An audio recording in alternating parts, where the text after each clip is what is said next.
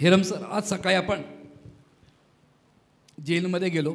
जेलमध्ये समोर खूप असे कैदी बसले होते. त्या 3 कैद्यांना मी खूप ऑब्झर्व करत होतो की त्यांच्यात ते ऑलमोस्ट ते रडायलाच आले होते.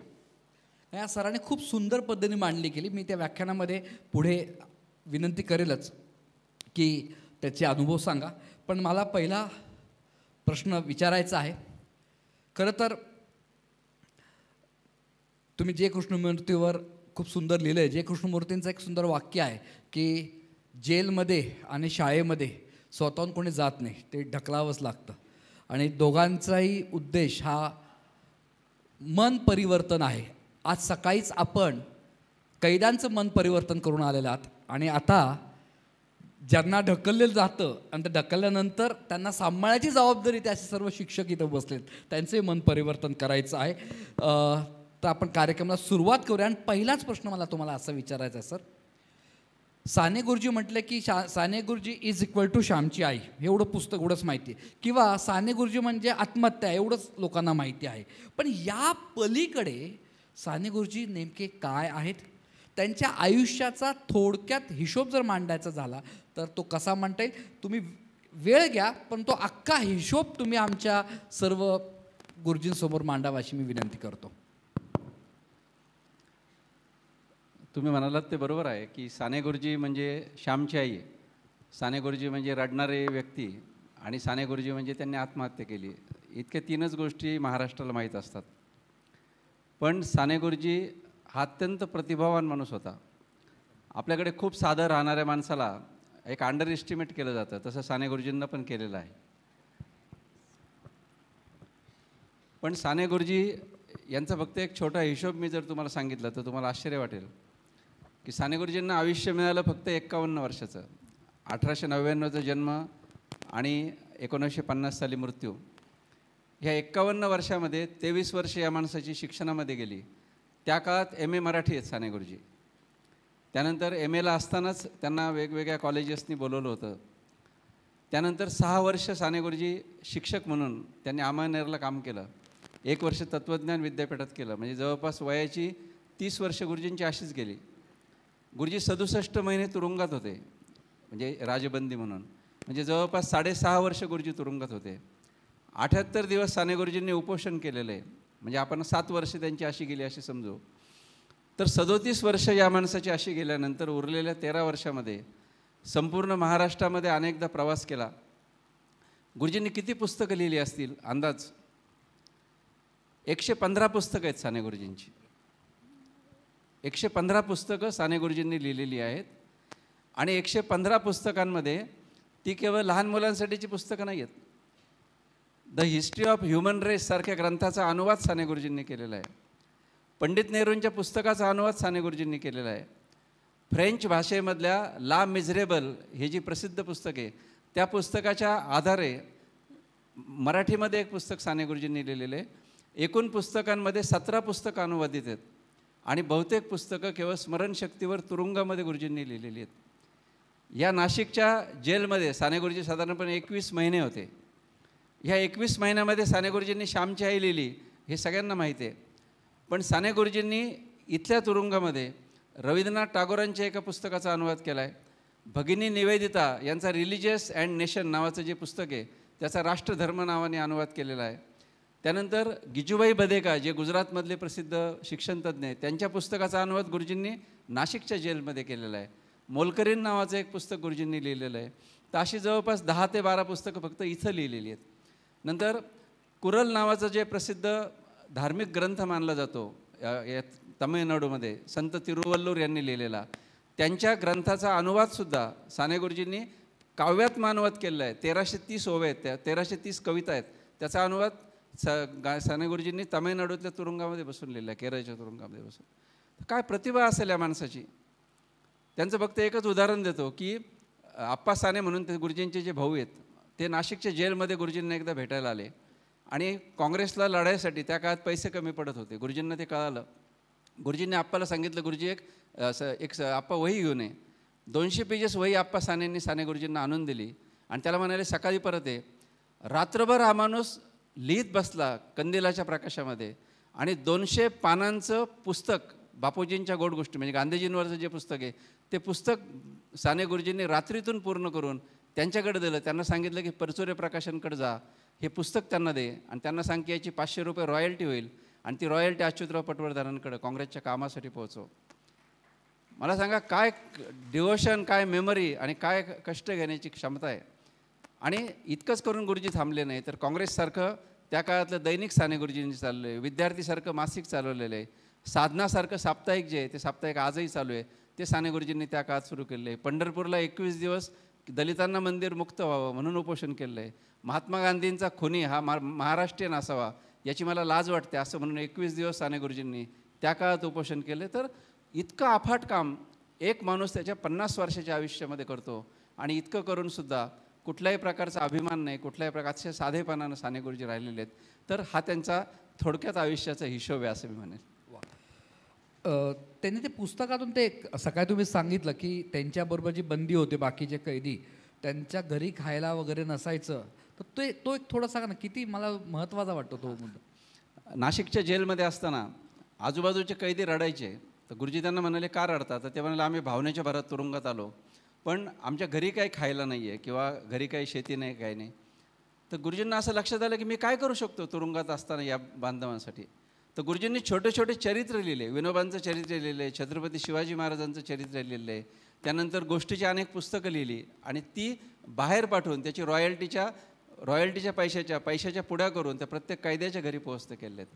मला सांगा की माझी आज 12 पुस्तकं आहेत, तर रॉयल्टी मिळावं म्हणून लिहिणारे माझ्यासारखे अनेक लेखक असतील, पुरस्कार मिळावा म्हणून लिहिणारे माझ्यासारखे अनेक लेखक असतील, आपलं नाव व्हावं म्हणून लिहिणारे माझ्यासारखे अनेक लेखक असतील, पण आजूबाजूचे कैद्यांसाठी मी या बंद दरवाजाच्या आडून काहीच करू शकत नाही. मी फक्त माझी बुद्धी आणि प्रतिभा पणाला लावू शकतो. हे लिहिणारा लेखक फक्त साने गुरुजी मित्रांनो. म्हणजे आज सकाळी इतके कैद्यांच्या चेहऱ्यावर दिसत होतं की ते कसे त्यांना बदलायचं आहे, त्यांची करुणा खूपच वेगळा तो अनुभव होता. सर मग तुम्हाला दुसरा प्रश्न असा विचारायचा आहे की साने गुरुजींच्या व्यक्तिमत्वातले अनेक पैलू आहेत, तुम्हाला शिक्षक हाच पैलू समाजासमोर या आम्हासमोर बसलेल्या इथे 300 शिक्षकांसमोर मांडण्याचं का वाटतं? म्हणजे ते स्वातंत्र्य सैनिक होते ते का तुम्हाला पोचवा असे वाटत नाही, गुरुजीच शिक्षकच त्यांचं का पोचवा असं तुम्हाला वाटतंय? चांगला प्रश्न आहे हा. गुरुजींच्या व्यक्तिमत्वाचे अनेक पैलू आहेत.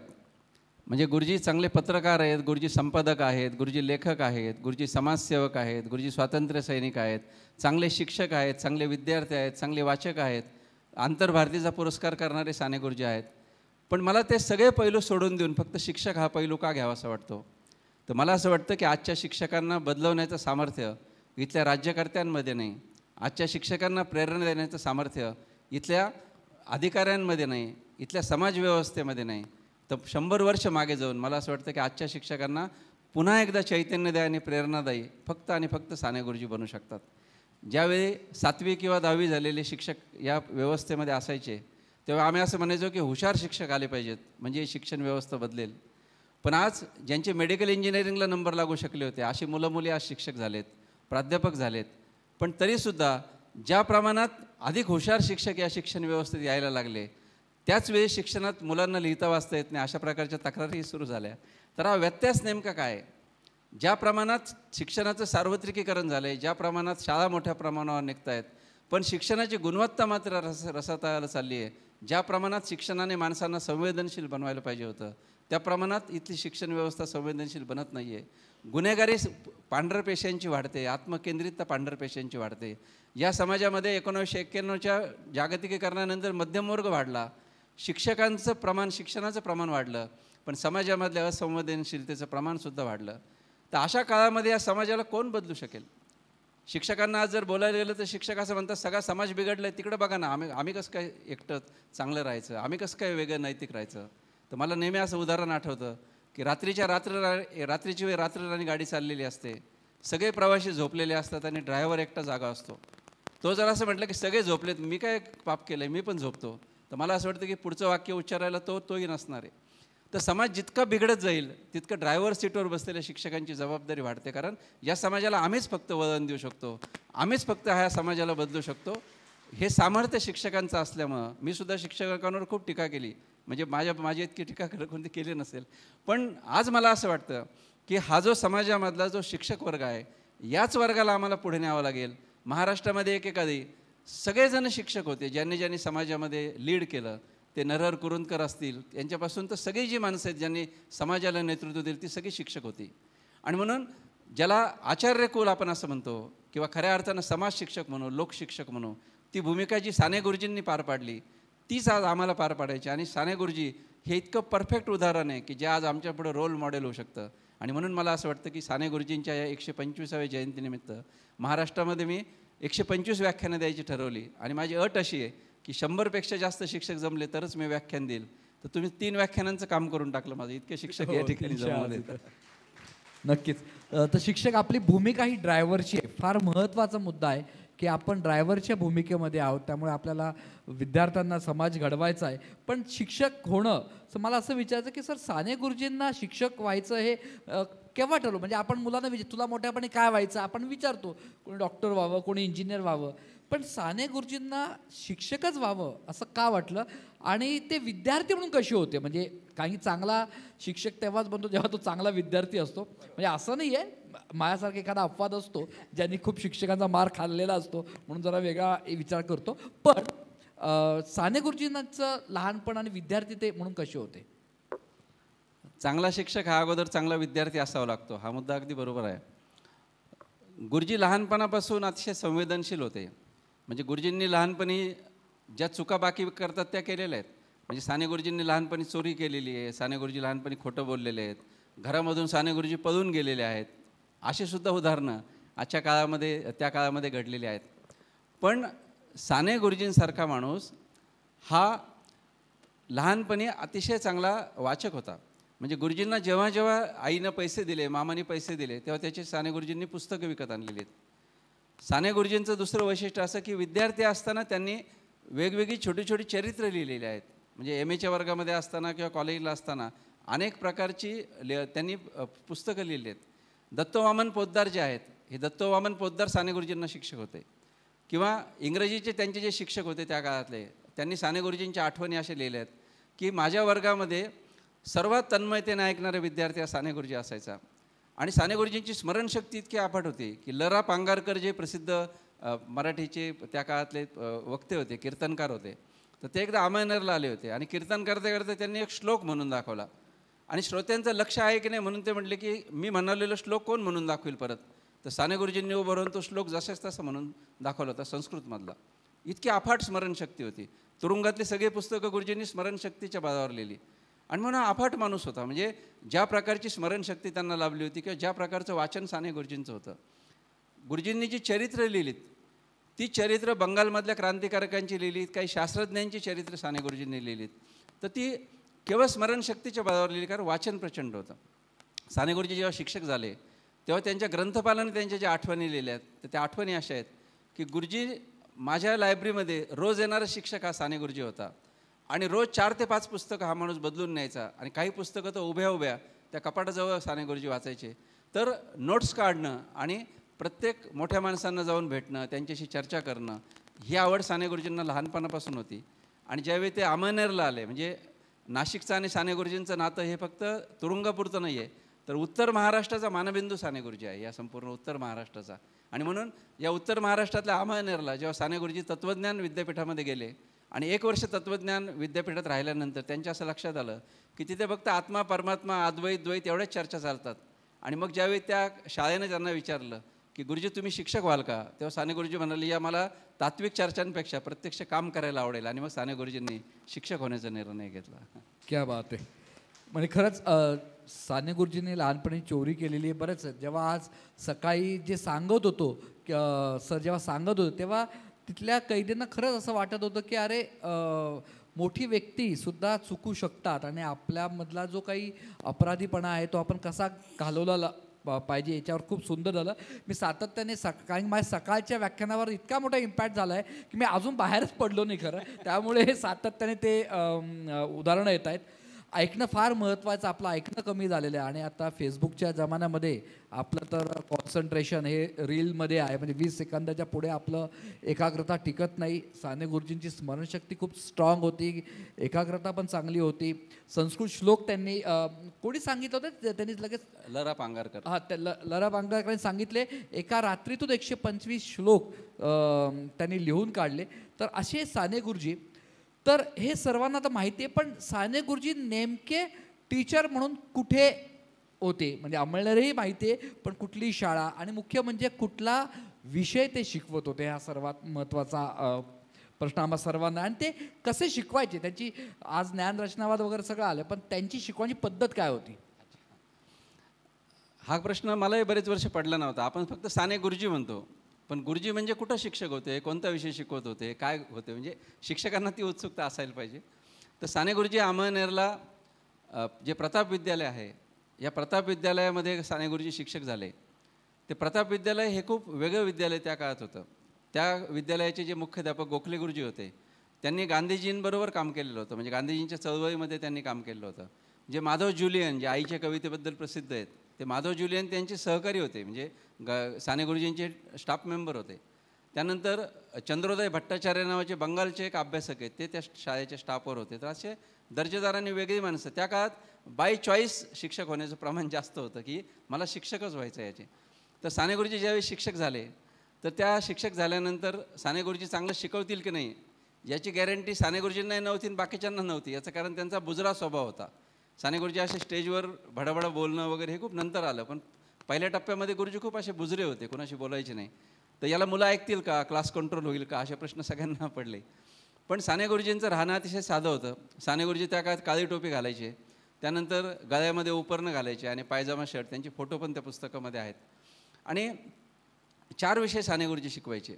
म्हणजे गुरुजींना मराठी शिकवायचे, संस्कृत शिकवायचे, इंग्रजी शिकवायचे आणि इतिहास शिकवायचे. हे 4 विषयांवर साने गुरुजींची कमांड होती. आता आवाजात वर चढ उतार करणं वगैरे हे काही त्यांच्या स्वभावात नव्हतं, पण गुरुजींचं बोलणं इतकं प्रभावी होतं की त्यांच्या बोलण्यानं विद्यार्थी अगदी गुंगून जायचे. म्हणजे अनेकदा घंटा झाली तरीसुद्धा विद्यार्थी पण विसरून जायचे आणि गुरुजी पण विसरून जायचे. अनेकदा इतर शिक्षक म्हणायचे की गुरुजी तुमच्या वर्गात आम्हाला बसायचे, पण गुरुजी असे लाजाळू होते, म्हणाले तुम्ही वर्गात आले तर मी वर्गातून निघून जाईल. आणि मग बाकीचे शिक्षक खिडकीच्या बाहेरून गुरुजींचा तास ऐकायचे, विद्यार्थी त्यांचा तास ऐकायचे. अशासुद्धा घटना त्या काळात घडलेल्या आहेत. गुरुजींना वर्गामध्ये बोलताना अनेकदा रडू येऊन गुरुजी वर्गातून निघून गेले आहेत. एका ठिकाणी निर्धन शब्द आला एकदा कविता शिकवताना, तर निर्धनता साने गुरुजींनी इतके कोणीच अनुभवलेलं नाही. म्हणजे विषयांतर होईल, पण साने गुरुजींनी इतकं उपाशी कोणी राहिलेलं नाही आयुष्यामध्ये. कारण साने गुरुजी एका ठिकाणी असं म्हणतात की माझ्या आयुष्यात मी जर सर्वात जास्त खोटं बोललो असेल तर ते भुकेवरून बोललेलं आहे. अनेकदा पोटामध्ये भूक असताना सुद्धा अनेकांना मी जीवन आलेलो असं सांगितलेलं आहे. साने गुरुजी ज्यावेळी औंध संस्थानात शिकायला होते तेव्हा त्यांच्याकडे पैसे नव्हते, तर गिरणीवाल्याशी मैत्री करून गिरणीच्या खाली जे पीठ सांडतं त्याच्या भाकरी करून साने गुरुजींनी खाल्लेले आहेत. पुण्याला जेव्हा साने गुरुजी होते तर खायला नव्हतं, तर शेजारच्या मुलाचा डबा यायचा, तर तो डबा घासायला टाकल्यानंतर जी भाजी आणि भाकरी थोडीशी उरते ते खाऊन साने गुरुजींनी दिवस काढलेले. तर अफाट दारिद्र्य त्यांनी भोगलेलं आहे. आणि म्हणून निर्धन शब्द आल्यानंतर साने गुरुजींचे एकदम सगळं लहानपणीचं दारिद्र्य आठवलं, घरावरची जप्ती आणि ते सगळं. आणि साने गुरुजी ढसाढसा रडायला लागले आणि स्टाफ रूममध्ये निघून गेले. एकदा आईचा उल्लेख आला धड्यामध्ये, आणि आईचा उल्लेख आल्यानंतर पुन्हा साने गुरुजींच्या डोळ्यामध्ये पाणी आलं. साने गुरुजी उत्कटता जी होती, एकदा पाऊस पडायला लागला बाहेर, तर मुलांना साने गुरुजी म्हटलं अरे काय बसले वर्गामध्ये, चला जा बाहेर, तुम्ही पण भिजा मी पण भिजतो. आणि साने गुरुजींनी सगळा वर्गाच्या वर्ग बाहेर नेला. आज पालकांनाही चालणार नाही आणि विद्यार्थ्यांना चालेल की नाही शंका आहे, पण साने गुरुजींची इतकी उत्कटता त्यांच्या याच्यामध्ये होती. ज्या ज्ञानरचनावादाचा तुम्ही उल्लेख केला, तर एकदा वसतिगृहातली मुलं साने गुरुजींना असं म्हणाले की कळीचं फूल कसं होतं, तर गुरुजी म्हटलं आपण बघू ना रात्रभर. आणि सगळ्या मुलांना कंदील लावून एका गुलाबाच्या झाडाकडेला सगळेजण बसले आणि त्या कळीचं फूल होतानाचा क्षण साने गुरुजींनी रात्रभर मुलांना वाढदिवस साजरा केला. तर ही जी उत्कटता आहे, ही उत्कटता साने गुरुजींच्या शिकवण्यामध्ये होते. अर्थात गुरुजींना कधी कधी संवेदनशीलतेचा त्रास पण व्हायचा. एकदा एक विद्यार्थी प्रचंड त्रास द्यायला लागला वर्गामध्ये, तर साने गुरुजींनी छडी आणायला लावली. आता मुलांना असं वाटलं की गुरुजी मारणार म्हणजे तो ऐतिहासिक प्रसंग असणार, कारण या माणसाने कधी कुणाला मारलं नाही, रागवलं नाही. तर गुरुजींनी स्वतःच्या हातावर छड्या मारून घेतल्या आणि ते म्हणाले teacher is like a football, anyone can kick him. म्हणजे आम्ही शिक्षक आहोत, कुणी पण आम्हाला किक मारावी असे आम्ही आहोत का. आणि मग नंतर त्याला मुलाला माफ केलं, गुरुजी पण विसरून गेले. गुरुजी जरी असे होते, म्हणजे इतके प्रेम आणि इतके करुणावान, तरी पण त्या माणसाचा आत्मसन्मान खूप स्ट्रॉंग होता. हे शिक्षकांना मला सांगायचं आहे. आपण अधिकाऱ्यांना खूप घाबरतो, पण साने गुरुजी तितकेच निष्ठावान होते, तुम्हाला सांगतो. म्हणजे एकदा त्यांचा तास पाहायला एक अधिकारी आला आणि गुरुजी एका वर्गाला संस्कृत आणि मराठी शिकवत होते. तर मुलांना म्हणे काय शिकायचं आज? मुलं म्हणे मराठी. आता गुरुजींनी वेळापत्रकाकडे काही लक्ष दिलं नाही की तास संस्कृतचा आहे. त्या अधिकाऱ्यांनी सगळं पाहिलं, काहीच चूक काढता येत नाहीत. म्हणून त्यांनी तिथं खाली इशारा मारला की वेळापत्रकाकडे लक्ष द्यावे, तास वेगळा असून वेगळा तास घेतला. साने गुरुजी ते म्हणाले, अरे तुम्ही कसं शिकवतो हे बघायला आहे की वेळापत्रक बघायला आहे तुम्ही अधिकारी? म्हणजे त्या गोष्टीला त्यांनी विरोध केला. किंवा एकदा समाज अभ्यासाचा तास होता इतिहासाचा, आणि साने गुरुजींनी सण सणावर काहीच लिहिले नाही फळ्यावर, डायरेक्ट गुरुजींनी शिकवायला सुरुवात केली.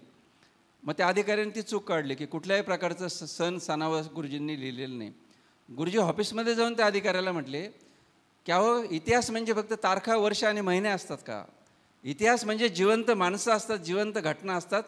त्या मुलांना समजून सांगणं, माणसांचा इतिहास समजून सांगणं म्हणजे शिक्षकाचं काम आहे. केवळ तारखा आणि वर्ष सांगणं शिक्षकाचं काम नाही. ही ताकद साने गुरुजींची होती. पण हा माणूस इतका नम्र होता की एकदा शाळेत यायला उशीर झाला तर स्वतः सुपरवायझरला चिठ्ठी पाठवली की आज मला उशीर झाला, मला माफ करा. ती चिठ्ठीसुद्धा अजून ठेवलेली आहे. पालकांच्या बाबतीत साने गुरुजी अतिशय आक्रमक होते. आपण पालकांची खूप दादागिरी सहन करतो शिक्षक. साने गुरुजींच्या वर्गात एक मामलेदाराचा मुलगा होता आणि त्याचा अभ्यास कच्चा होता. तर साने गुरुजींनी एकदा चिठ्ठी पाठवली, वीक इन स्टडीज, अभ्यासाकडे लक्ष द्यावे. आता ब्रिटिशांच्या काळातला तो मामलेदार, म्हणजे त्याची उर्मटपणा किती असेल. त्याला वाटलं एक साधा मास्तर मला चिठ्ठी पाठवतो. त्याने लगेच त्याच्या खाली लिहिलं की माझा मुलगा 6 तास शाळेत असतो, शिक्षक काय करतात? ते साने गुरुजीच, ते मुख्याध्यापक त्यांना म्हटले कशाला तुम्ही असं केलं, बघा चिठ्ठी आली. ते म्हणजे द्या इकडे चिठ्ठी. आणि गुरुजींनी लाल पेनने त्याच्या खाली लिहिलं, मुलगा 18 तास घरी असतो, पालक काय करतात? तर ही जी हा जो धाडशीपणा असतो, किंवा गुरुजी विद्यार्थ्यांना खादी वापरायला प्रवृत्त करायचे की विद्यार्थ्यांनी खादी घातली पाहिजे. तर एक ज्येष्ठचा मुलगा साने गुरुजींच्या वर्गात होता. त्याला वाटलं आपली नोकरी जायची आपल्या पोरांनी जर खादी घातली तर, कारण ब्रिटिशांचा काळ होता. त्याने गुरुजींना सांगितलं की तुमचं काम शिकवण्याचं आहे, बाकी ठिकाणी लक्ष देऊ नका. साने गुरुजींनी त्या जयला पाठवलं, किंवा पुस्तकं शिकवणं हे शिक्षकाचं काम नाही, तर जीवन शिकवणं हे शिक्षणाचं काम आहे. तुम्हाला जर शक्य नसेल तर आपला मुलगा शाळेतून काढून घ्यावा. काय आत्मसन्मान आहे. पण मला सांगा, हे धाडस तोच शिक्षक दाखवू शकतो की तो अंतर्बाह्य त्या नैतिक प्रेरणेने जगणार आहे. आणि असा साने गुरुजींसारखा शिक्षक हाच तुमचा आणि माझा आदर्श असला पाहिजे असं मला वाटतं. खूपच छान, खूपच छान. तुम्ही पालकांचा उल्लेख केला, अजून काय ॲड कर, नाही तर मी हा प्रश्न स्किप, म्हणजे मी ठेवलाच होता की साने गुरुजी आणि पालकांचा संबंध कसा होता. कारण की आजकालच्या ओपन हाऊसमध्ये जर बघितलं तर युद्ध चालतं पालक आणि शिक्षकांमध्ये, आणि शिक्षकांचा सन्मान आजकाल खरंच दिला जात नाही. अजून काय सांगायचं आहे का हा त्या संदर्भात? आता तुम्ही तसं कव्हर केलं म्हणून म्हटलं. गावाशी साने गुरुजींचे अतिशय चांगले संबंध होते. म्हणजे आज आपण शिक्षक आणि पालक हा विषय बोलताना की गुरुजी विद्यार्थ्यांच्या घरोघर गेलेले आहेत. म्हणजे एक कृष्णा उपरीकर नावाचा विद्यार्थी होता, तर तो विद्यार्थी विषम ज्वराने आजारी पडला आणि गावाकडे निघून गेला. गुरुजी त्याला म्हटले पत्र लिह बरं का मला. त्यांनी काही पत्र पाठवलं नाही. तर साने गुरुजी त्या काळातली कोणती गाडीची व्यवस्था असेल त्यानं त्या मुलाच्या गावी गेलेले आहेत आणि तो मुलगा बरा होईपर्यंत त्या मुलाच्या घरी राहिलेले आहेत. आणि मग त्या मुलाला घेऊन पुन्हा अमळनेरमध्ये आलेले आहेत. तर अमळनेरमध्ये साने गुरुजींचे असे चांगले संबंध होते. म्हणजे साने गुरुजींनी जी स्वातंत्र्य चळवळ त्याच्यानंतर उभी केली संपूर्ण उत्तर महाराष्ट्रामध्ये, तर याचं कारण पालकांशी त्यांचं खूप चांगलं नातं होतं. आणि पालकांशी, गावकऱ्यांशी त्या प्रकारचं नातं असल्यामुळं साने गुरुजी नंतरच्या काळात लोकशिक्षक म्हणून चांगलं काम करू शकतो. क्या बात. हा अनुभव तो मला सुद्धा आहे की पालकांशी नातं जर ठेवलं तर खरंच, म्हणजे मी एक साधा सर्वसामान्य शिक्षक होतो, पण आज ज्या कॅम्पसमध्ये आपण इथं बसलेलो आहोत ही अख्खी शाळा पालकांनी उभी केलेली आहे. कारण की पालकांशी जर चांगला संबंध असेल आणि आपण मनापासून काम केलं, प्रामाणिकपणे केलं, तर समाज तुमच्यासमोर उभा राहतो. आणि या वास्तूत त्याचा हे आहे. सर, मला 2 प्रश्न मिक्स करायचे आहेत. आत्ता सध्या हा गुगलचा जमाना आहे, ChatGPTचा जमाना आहे. काही टाकलं की लगेच उपलब्ध होऊन जातं. पण त्या काळामध्ये गुरुजींनी छात्रालयामध्ये हे भिंतीपत्रक चालवलं, वेगवेगळे प्रयोग केले. वसतिगृहामध्ये त्यांनी बरेच काही प्रयोग केलेले आहेत. तर काय त्याच्याबद्दल सांगाल? तर त्यांनी प्रेमाचा एक आदर्शसुद्धा घालून दिला वसतिगृहामध्ये. तर मला दोन्ही सांगा की त्या काळात गुगल नसताना, मी असं ऐकलं की सकाळी 3:30-4 वाजता उठायची नोट्स काढायला, तर तो काय प्रकार होता आणि आजच्या शिक्षकांनी त्यातून काय घेतलं पाहिजे आणि दुसरं म्हणजे वसतिगृहामधले त्यांचे सगळे प्रयोग सांगावे. साने गुरुजींनी जेव्हा 1 वर्षभर काम केलं शिक्षक म्हणून, तेव्हा त्यांना असा आग्रह केला मुख्याध्यापकांनी की आपल्या संस्थेचं एक वसतिगृह आहे गुरुजी, तर ते वसतिगृहाची सुद्धा जबाबदारी तुम्ही घ्या. तर गुरुजी म्हणाले की आर्थिक हिशोब सोडून मला तुम्ही बाकी सगळं सांगा. म्हणजे आर्थिक हिशोबांना घाबरण्याची शिक्षकांची परंपरा गुरुजींपासून सुरू होते की पैशाचा व्यवहार आम्हाला देऊ नका, आम्ही आमचं काम करू. तर गुरुजींनी आर्थिक जबाबदारी सोडून बाकी वसतिगृहाची जबाबदारी घेतली. ते जे वसतिगृह होतं संस्थेचं, त्या वसतिगृहात हा माणूस इतका प्रेमाने वागलेला आहे. म्हणजे आपल्याकडे अधीक्षक आणि जेलर याच्यामध्ये फार फरक नसतो. म्हणजे वसतिगृहाचा जो अधीक्षक असतो हा अत्यंत कठोर असतो की त्याला शिव्या देणं माफ असतं, त्याने मुलांना मारणं माफ असतं. पण गुरुजी इतकं प्रेमाने वागलेले आहेत मुलांशी. म्हणजे प्रेमाचा विषय निघाला म्हणून सांगतो की मला साने गुरुजी खरंच इतके प्रेमळ असतील का. कारण मी पण जरी इथं तत्त्वज्ञान सांगत असलो गुरुजींचं, तरी मी शाळेत अनेकदा चिडलेलो आहे, मुलांना मारलेलं आहे. तर मला आता लाज वाटते त्या गोष्टीची. पण साने गुरुजींसारखा इतका माणूस खरंच प्रेमळ असू शकतो का, मी संशयाने अनेकांना हा प्रश्न विचारलेले आहेत. पण तुम्हाला खरं सांगतो की साने गुरुजींनी खरंच मुलांवरती इतकं प्रेम केलेलं आहे. त्यांचे सराफ म्हणून एक विद्यार्थी जिवंत आहेत अमळनेरमध्ये. तर मी त्यांना म्हटलं की समजा 2 मुलांची मारामारी झाली तर गुरुजी काय करायचे. त्याने काही नाही, दोन्ही मुलांच्या खांद्यावर हात ठेवायचे आणि म्हणायचे असं नसतं करायचं, असं नसतं करायचं, असं नसतं करायचं. म्हटलं समजा एखाद्या दुसऱ्याला शिवी दिली, आपले प्रॉब्लेम आपल्या शाळांमधले, त्याने काही नाही, ते परत त्या मुलाला म्हणायचे अरे तुला जशी आई आहे त्याला तशी आई आहे, असं नसतं करायचं, असं नसतं करायचं. म्हटलं चिडलेलं पाहिलंच नाही तुम्ही गुरुजींना. म्हणे नाही बघितलेलं. आज गुरुजींचे फक्त 5 विद्यार्थी जिवंत आहेत. कारण 1924 साली गुरुजी शिक्षक होते म्हटल्यानंतर आता 110 वर्षाचा माणूस काही शक्य नाही जिवंत असणं. पण मी गुरुजींचा एक विद्यार्थी बघायला गेलो होतो. तो अमळनेरच्या बाजारपेठेमध्ये राहतो आणि त्याचं वय आता 85-90 आहे. बोहरी समाजाचा आहे तो. आणि त्याला ते घरच्यांनी त्याला दिसत नाही, त्याला खुर्चीवर आणून बसवलं आणि म्हणे पाहुणे आलेत तुमच्याकडं. म्हणे काय. तर म्हणे साने गुरुजींबद्दल विचारतायत तुम्हाला.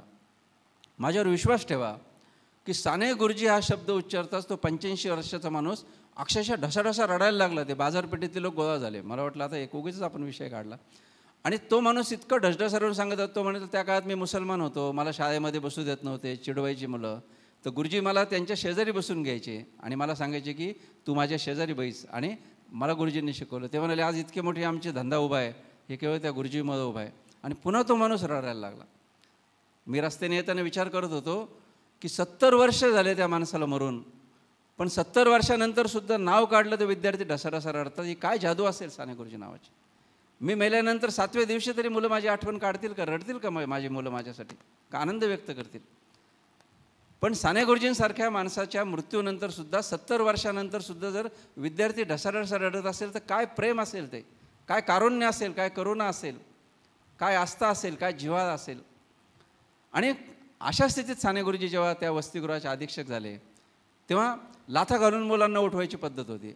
पण साने गुरुजी प्रत्येक मुलाच्या डोक्यावर हात फिरवून त्या मुलांना उठवायचे. अंगावरची पांघरुणं अशी काढायची, विद्यार्थ्यांच्या डोक्यावर हात फिरवायचा. त्या पोरांना ते नवीनच वाटलं की हे कोण माणूस आला असा, ही सवयच नाही त्यांना. मग गुरुजी मुलांना उठवायचे. मग मुलं तशीच शाळेमध्ये जायची जीवन. मग ते अंथरुणाच्या घड्या घालायचे नाही, पांघरुणं तशीच टाकलेली. त्यानंतर अंडरपॅन्ट बनियन तसंच बाथरूममध्ये ओलं टाकायचं, टॉवेल तसंच टाकायचा. भाकरी जे आहे तशाच पेटीच्या कडेला ठरलं. आपल्याला जुने वसतिगृह तुम्ही सगळ्यांनी बघितलेले आहेत. पण साने गुरुजी एकाही मुलाला कधी रागवले नाहीत. मुलं वसतिगृहातून शाळेत गेल्यानंतर त्या भाकरी करायचे, झाडून सगळ्या खोल्या झाडून काढायचे, अंडरपॅन्ट पिळून टाकायचे, टॉवेल वाळत टाकायचे आणि रोज करायचे.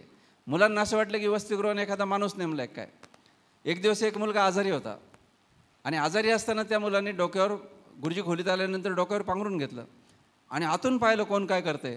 तर गुरुजींनी ते सगळं झाडून काढलं, अंडरपॅन्ट बनियन वाळत घातले. मग मुलांना संध्याकाळी आल्यानंतर त्यांनी सांगितलं अरे भाऊ ते गुरुजी करतोय बरं का आपलं, तुम्हाला वाटलं कोणी माणूस लावलाय काय, आपल्या अंडरपॅन्ट गुरुजीने धुतले रे. मग ती सगळी पोरं गुरुजींच्या कडेला रडत रडत आली आणि म्हणाले गुरुजी आम्हाला माफ करा, आमच्या अंडरपॅन्ट आम्ही तुम्हाला धुवायला लावल्या. तर गुरुजींचं उत्तर काय असावं त्याला. गुरुजी म्हटलं अरे त्यात काय एवढं, तुमची आई नाही करीत का हे घरी, तुमची आई अंडरपॅन्ट धुते की नाही, आई घर झाडते की नाही, तसं मी झाडलं बाळांनो, त्यात काय एवढं. आणि गुरुजींचं एक प्रसिद्ध वाक्य आहे. गुरुजी असं म्हणतात की माझ्या हातांना सेवेची भूक आहे आणि माझे हात फक्त सेवा मागतात, बाकी काहीच मागत नाहीत. तर इतकं हा माणूस प्रेमळ होता. त्या वसतिगृहातले मुलं आजारी पडल्यानंतर तर गुरुजी सेवा करायचेच. पण त्या काळात फी असायची थोडीशी, 2 रुपये 3 रुपये अशी फी असायची शाळेला, वसतिगृहाला. तर ज्या ज्या मुलांकडे पैसे नाहीत त्या प्रत्येक मुलाची फी साने गुरुजींनी भरलेली. प्रत्येक मुलाच्या नावाची पुडी करायची, त्या पुडीमध्ये पैसे ठेवायचे आणि ते पैसे त्या विद्यार्थ्यांना एक तारखेला प्रत्येक मुलाकडे द्यायचे. त्यानंतर गावामध्ये जर एखादं व्याख्यान असलं तर त्या व्याख्यानाला गुरुजी रांगेमध्ये सगळ्या मुलांना न्यायचे आणि रांगेमध्ये नेऊन ते व्याख्यान ते ऐकायला लावायचे. त्यानंतर विद्यार्थ्यांच्या बाबत, विद्यार्थ्यांशी गप्पा मारणं, विद्यार्थ्यांमध्ये राहणं, ही तर गोष्ट अफाट होती. त्यांचं जे एक ते प्रसिद्ध गोष्ट आहे काळविटाची आपल्याला पण होती, की तडवी नावाच्या एका विद्यार्थ्यानं गुरुजींच्या मृगाजिनावर बसायचे, ते मृगाजिन एकदा फाटलं होतं. तर त्याला वाटलं की गुरुजींना मृगाजिन आणून देऊ. तो आता तडवी, तो याच्यात राहणारा, नंदुरबार जिल्ह्यात राहणारा, तर तो गेला आणि त्याने एक काळवीट, जिवंत काळवीट मारलं आणि त्याचं कातडं काढून आणलं. आता साने गुरुजीसारखा माणूस की जो साधा एक मुंगळा चिरडला खिडकीमध्ये, ते एक दिवस जेवलेला नाही, एक काळवीट आपल्यासाठी मारल्यानंतर काय वाटलं असेल साने गुरुजींना. आणि मग गुरुजींनी ते पाहिल्यानंतर त्या तडवीला गुरुजी खूप बोललेले आहेत, की गुरुजी म्हणतात की त्या हसणाऱ्या बागडणाऱ्या जीवाचा तू का बळी घेतला तडवी. आणि गुरुजी अक्षरशः ढसढसा रडायला लागलेले आहेत. सरांनी आता जो प्रश्न विचारला की गुरुजींचं कष्ट काय होते मुलांसाठीचे, तर त्याचं उत्तर देतो की साने गुरुजींनी त्या काळामध्ये छात्रालय नावाचं एक भित्तीपत्रक सुरू केलं होतं. भित्तीपत्र म्हणजे आपल्याला समजतं की भिंतीवर लावायचं पत्रक. किती पानं लिहित होते गुरुजी रोज? 8 फुलस्केपचे पानं रोज लिहित होते गुरुजी. आपण उद्याच प्रयोग करू, पण रविवार आहे समजा, तर 8 पानं आपल्याला मुलांसाठी लिहिता येतात का? एवढा एक दिवसाचा प्रयोग करू फक्त आपण. 8 पानं साने गुरुजींनी रोज लिहिलेली आहेत. आणि किती दिवस? 2 वर्ष. तुम्हाला जर खोटं वाटत असेल तर अमळनेरच्या सार्वजनिक वाचनालयामध्ये त्याचं लॅमिनेट करून ठेवलेलं आहे ते छात्रालय मासिक, ते आपण जरूर बघा. मी ते बघून आलो. गुरुजी पहाटे 4 वाजता उठायचे. आदल्या दिवशी 1 तास त्या मासिकासाठीची काय काय माहिती आहे ती माहिती सगळी जमवायची पुस्तकांमधून. त्या काळामध्ये गुगल नाही आहे, त्या काळामध्ये ईमेल नाही आहे, त्या काळामध्ये वर्तमानपत्र नाही आहे, त्या काळात मासिकं नाही आहेत, त्या काळात एनसायक्लोपीडिया नाही आहे, काहीच नाही आहे तिथं. आणि तरीसुद्धा हा माणूस ही सगळी माहिती 1 तास रोज गोळा करायचा. पहाटे 4 वाजता उठायचे गुरुजी. त्या काळात लाईट नाही आहेत आणि कंदिलाच्या प्रकाशामध्ये 2 तास हा माणूस हाताने ती सगळी माहिती मुलांसाठीची लिहायचा. काय नाही त्याच्यामध्ये. त्याच्यामध्ये गोष्टी आहेत, गाणी आहेत, कविता आहेत, जोक आहेत, मुलांना टाकलेले वेगवेगळे प्रश्न आहेत, वेगवेगळ्या प्रकारचे सर्वेक्षण आहेत, किती मुलांना पोहता येतं, किती मुलांना चित्र काढता येतं, गावांची वेगवेगळ्या प्रकारची माहिती आहे, वेगवेगळ्या देशांची माहिती आहे, त्यानंतर वेगवेगळ्या ग्रहांची माहिती आहे, ताऱ्यांची माहिती आहे, खानदेशामधल्या ज्या लोककला आहेत लोककलांची माहिती आहे. इतकी प्रचंड माहिती. मला सांगा, रोज 8 पानं लिहायचीत. इतक्या स्मरणशक्तीच्या बळावर या माणसाने ते केलेलं आहे. मी आज जरी विद्यार्थी हिताचे किती डोळ्यात पाणी आणून गोष्टी सांगत असलो तरीसुद्धा इतक्या वेळ मीही कधी मुलांसाठी दिला नाही आणि भविष्यातही दिला असं मला वाटत नाही. पण 3 तास विद्यार्थ्यांसाठी या माणसानं दिलेली आहे. ज्या दिवशी साने गुरुजींनी शाळा सोडली त्या दिवशी लाल पेननं गुरुजींनी ते शेवटचं छात्रालय लिहिलेलं आहे आणि मग गुरुजी शाळा सोडून निघून त्यावर येणारच आहे मी शाळा सुटणार. पण खरंच सेवा काय असते. पुन्हा मी कट्टू जेलमध्ये जाईल. सकाळी सांगताना म्हणजे एक दिवस नाशिक रोड जेलमध्ये जो संडास बाथरूम साफ करणारा जो व्यक्ती होता तो आला नाही. तर कोण करेल? तर साने गुरुजींनी संडास साफ केलेले आहेत. आणि हे जेव्हा सांगत होतो तेव्हा सकाळी ते म्हणजे तिथं बसणारे सगळे ते होते. म्हणजे आज तर तुम्ही शिक्षक म्हणून काय किती इथून घेऊन जाल मला माहीत नाही, पण आज सकाळी कैद्यांनी अख्खं मी तिथं त्यांचं जे आयुष्य आहे ते बदलण्यासारखं, कारण त्यांनी बघितलं की ही व्यक्ती इथं राहिलेली आहे आणि या व्यक्तीने, आणि मुख्य म्हणजे साने गुरुजींनी जिथे कीर्तनं व्याख्यानं दिलेली आहेत, गोष्टी सांगितल्या, त्याच हॉलमध्ये आज आम्हाला तिथं कैदेशी बोलायला संधी मिळाली. तर सेवा काय असते तर संडाससुद्धा कैदींची, ज्यांनी दरोडेखोर आहेत अशा लोकांचे संडास साफ केलेले हे साने गुरुजी आहेत. आणि मी मगाच विचारलं, आता AI चा जमाना आहे, आता आर्टिफिशियल टीचर आलेली आहे. मी नेहमी म्हणतो की तुमची सवत आलेली आहे. टीचरची सवत कोण आहे की ही आर्टिफिशियल टीचर ती येते. आता केरळमध्ये तुम्ही बघितला असेल तो व्हिडिओ, आणि ती आता सगळीकडे महाराष्ट्रात पण लवकर येईल, कारण की ती टीचर सुट्टी घेत नाही, मुख्याध्यापकांना सांगत नाही, वेळेवर येतं वगैरे वगैरे, किती प्रश्नांचं उत्तर देते. पण ती टीचर एक गोष्ट करू शकत नाही, आणि ती म्हणजे प्रेम करू शकणार नाही, ते आर्टिफिशियल टीचर. त्यामुळे तुमच्याकडे काय आहे, तुमच्याकडे साने गुरुजींचं मातृत्व भावना तुम्ही जर देऊ शकलात.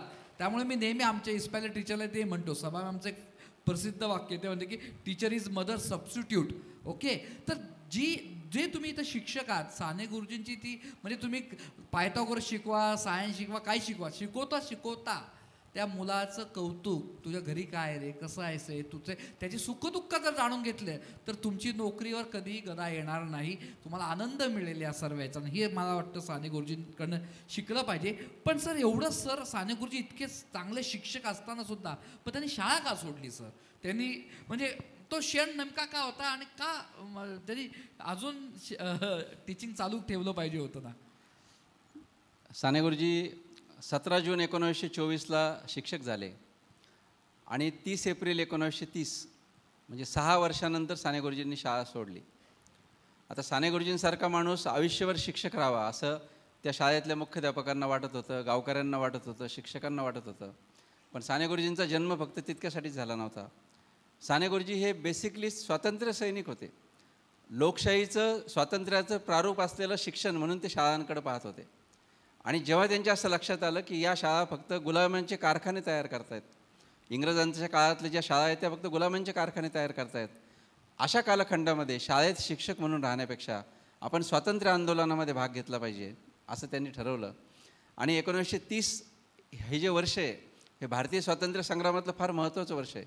संपूर्ण स्वातंत्र्याची चर्चा तेव्हा सुरू झाली होती. महात्मा गांधी अतिशय आक्रमक झालेले होते.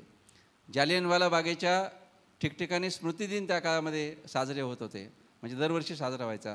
आणि स्वातंत्र्य आंदोलनाला एक गती आली होती. पंडित नेहरूंचं नेतृत्व हे संपूर्ण भारतवर्षामध्ये स्वीकारलं जात होतं. अशा कालखंडामध्ये ज्यावेळी स्वातंत्र्याचं वारं सगळीकडं व्हायला लागलं तेव्हा साने गुरुजींना असं वाटलं की आपण 4 भिंतीच्या आतमध्ये शिक्षक म्हणून राहणं हे आता काही योग्य नाही आणि आपण याच्यातून बाहेर पडलं पाहिजे.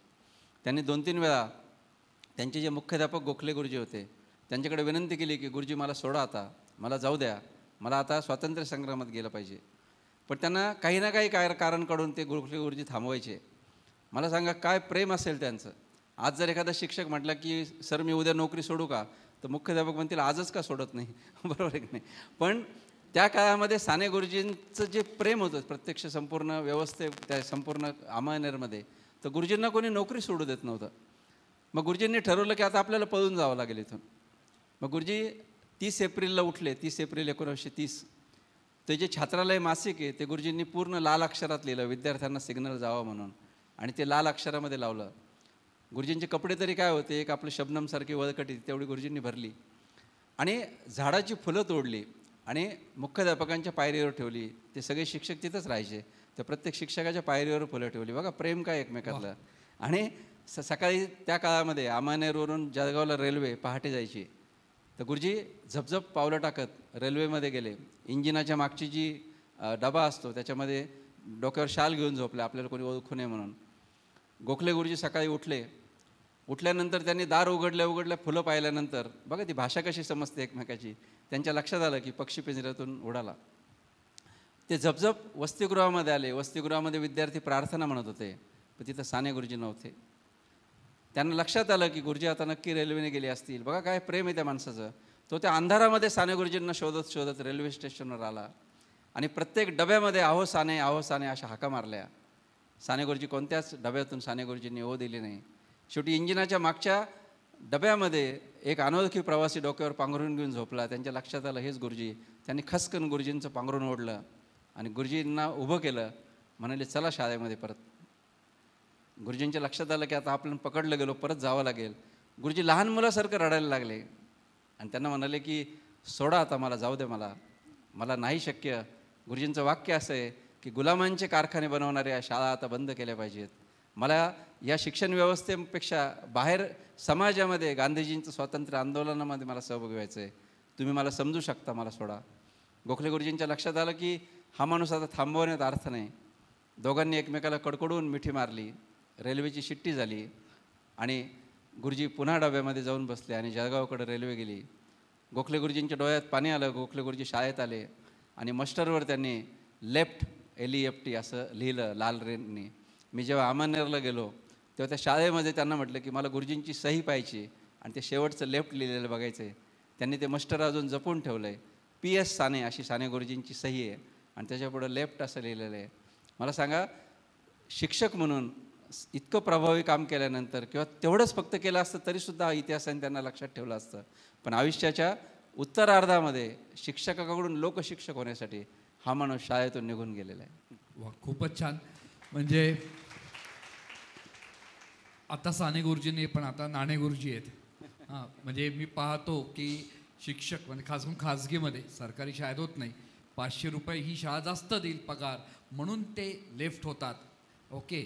आणि ते मुख्याध्यापक होते. म्हणजे आज म्हणजे की ते साने गुरुजी एक टीचर चालले आहेत आणि प्रिन्सिपल त्यांच्यासाठी रडतो आहे. तर हा बदल फार महत्त्वाचा, एवढी ताकद असते. त्यामुळे आपण आज ते घेतलं पाहिजे. शिक्षकांनो, तुम्ही काय घेतलं पाहिजे? तर मला सरांतो पण हाच पुढचा प्रश्न विचारायचा आहे की जरी नाणे गुरुजी असतील पण सर्वच नाही आहेत. इथं बसले तर नक्कीच साने गुरुजी आहेत, कारण की ते खास त्यांना कोणी बळजबरीने पाठवलेलं नाही आहेत. कारण की एवढ्या ठिकाणी आम्ही जाहिरात केली, स्वतःहून आलेले आहेत. त्यामुळे हे खरे उद्याचे साने गुरुजी का आजचे साने गुरुजी असं मला वाटतं. कारण की हा जमाना आहे, म्हणजे असं म्हटलं जातं की सकाळी शिक्षक आणि रात्री टीचर. हां, तर तसा जमान्यामध्ये आत्ता आपण इथे या ज्या शिक्षकांना, या प्रशिक्षित शिक्षकांना बदलावं असं वाटतंय.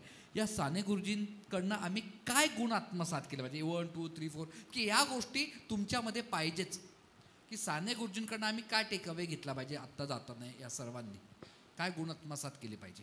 खरं या व्याख्यानाचं किंवा मुलाखतीचं प्रयोजनच ते आहे. म्हणजे साने गुरुजींना केवळ देवत्व देऊन त्यांना नमस्कार करून आपली सुटका आपण करून घेतली नाही पाहिजे. तर साने गुरुजींच्या प्रेरणेचा एखादा अंश तरी माझ्या आयुष्यामध्ये आला पाहिजे, यासाठी आपण ही मुलाखत ऐकली पाहिजे किंवा गुरुजींना वाचलं पाहिजे. मला वाटतं की गुरुजींच्या शिकवण्यातली जी उत्कटता आहे, ती उत्कटता आपल्या शिकवण्यात यायला पाहिजे. म्हणजे मी शिक्षक म्हणून काम केले म्हणून खरं सांगतो की 5 वर्ष नोकरी झाल्यानंतर जर कोणी म्हणत असेल की मी प्रत्येक मिनिट शाळेमध्ये एन्जॉय करतो, तर तो खोटं बोलतो असं समजायला हरकत नाही. कारण शिक्षकाचं काम हे इतकं यांत्रिक आहे की त्या कामामध्ये कंटाळाच येतो, कारण तेच शिकवायचं आहे ना. आणि नंतर काय व्हायला लागतं की मुलांचं वय तितकंच राहतं आणि आपलं वय वाढत चालतं. म्हणजे जेव्हा मी शिक्षक झालो तेव्हा 20 वर्षाचा होतो आणि समोर बसलेला 4थीचा मुलगा 10 वर्षाचा होता. आमच्या 10 वर्षाचंच अंतर होतं. नंतर मी 30 वर्षाचा झालो, तो 10 वर्षाचाच मुलगा राहिला 4थीचा. नंतर मला मुलगा झाला, तो 10 वर्षाचा झाला, तर तो समोरचा मुलगा तेवढाच राहिला. नंतर मला नातू झाला, तो नातू 10 वर्षाचा झाला, तरी पण ते मला शिकवायचं ते पोरगं 10च वर्षाचं आहे. म्हणजे आमच्या शारीरिक अवस्था बदलत गेल्या, आमची मनस्थिती बदलत गेली. आम्ही आधी गंभीर आणि कोरडे होत गेलो, पण समोरची मुलं तेवढीच राहिली. तर तो गॅप कसा भरून काढायचा हा खरा मुद्दा आहे. बाकी सगळ्या व्यवसायात तुम्हाला इतर लोकांशी बोलता येतं. म्हणजे किराणा दुकानदाराला काय चालली निवडणूक लोकसभेचं, कोणाला तिकीट मिळालं काय, ती गप्पा मारता येतात. या पोरांशी काय गप्पा मारतात? 4थीच्या पोरांशी कोणाचं सरकारी गप्पा मारतात तुम्ही? म्हणजे पोरांशी काहीच बोलू शकत नाही आपण लहान मुलांशी. आणि म्हणून आपल्यातलं मूल टिकवणं हे सगळ्यात मोठं चॅलेंज आहे शिक्षकाला. आणि साने गुरुजींनी नेमकं ते केलेलं आहे. साने गुरुजी मुलांमध्ये मूल होऊन राहायचे.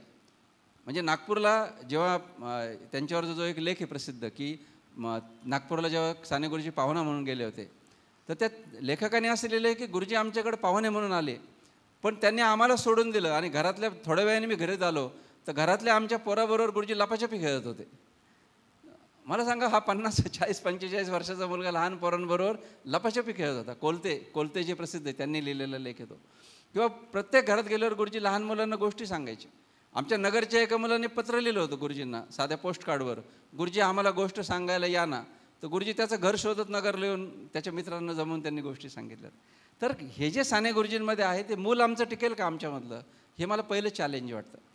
दुसरी गोष्ट मला अशी वाटते की उत्कटतेनं शिकवणं, की आपण यंत्रवत झालेलो आहोत.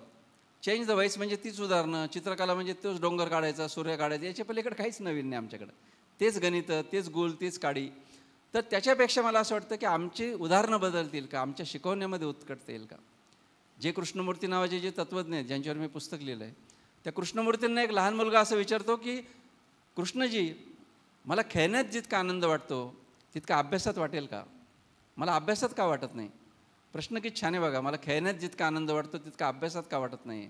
साने गुरुजी त्याला, आपलं कृष्णमूर्ती त्याला उत्तर देतात, की बाळा तुझ्या शिक्षकांना शिकवण्यात आनंद वाटत नाही, म्हणून तुला शिकण्यात आनंद वाटत नाही.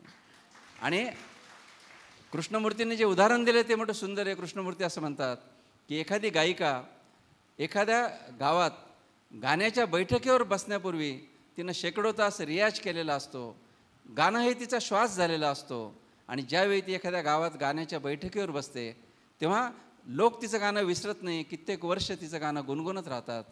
तुझे शिक्षक जितक्या उत्कटतेने त्यांच्या शिकवण्यावर प्रेम करतील आणि वर्गामध्ये प्रवेश करतील तेव्हा शिकवणंसुद्धा, तुझं शिकणंसुद्धा खेळण्या इतकंच आनंददायक झालेलं असेल.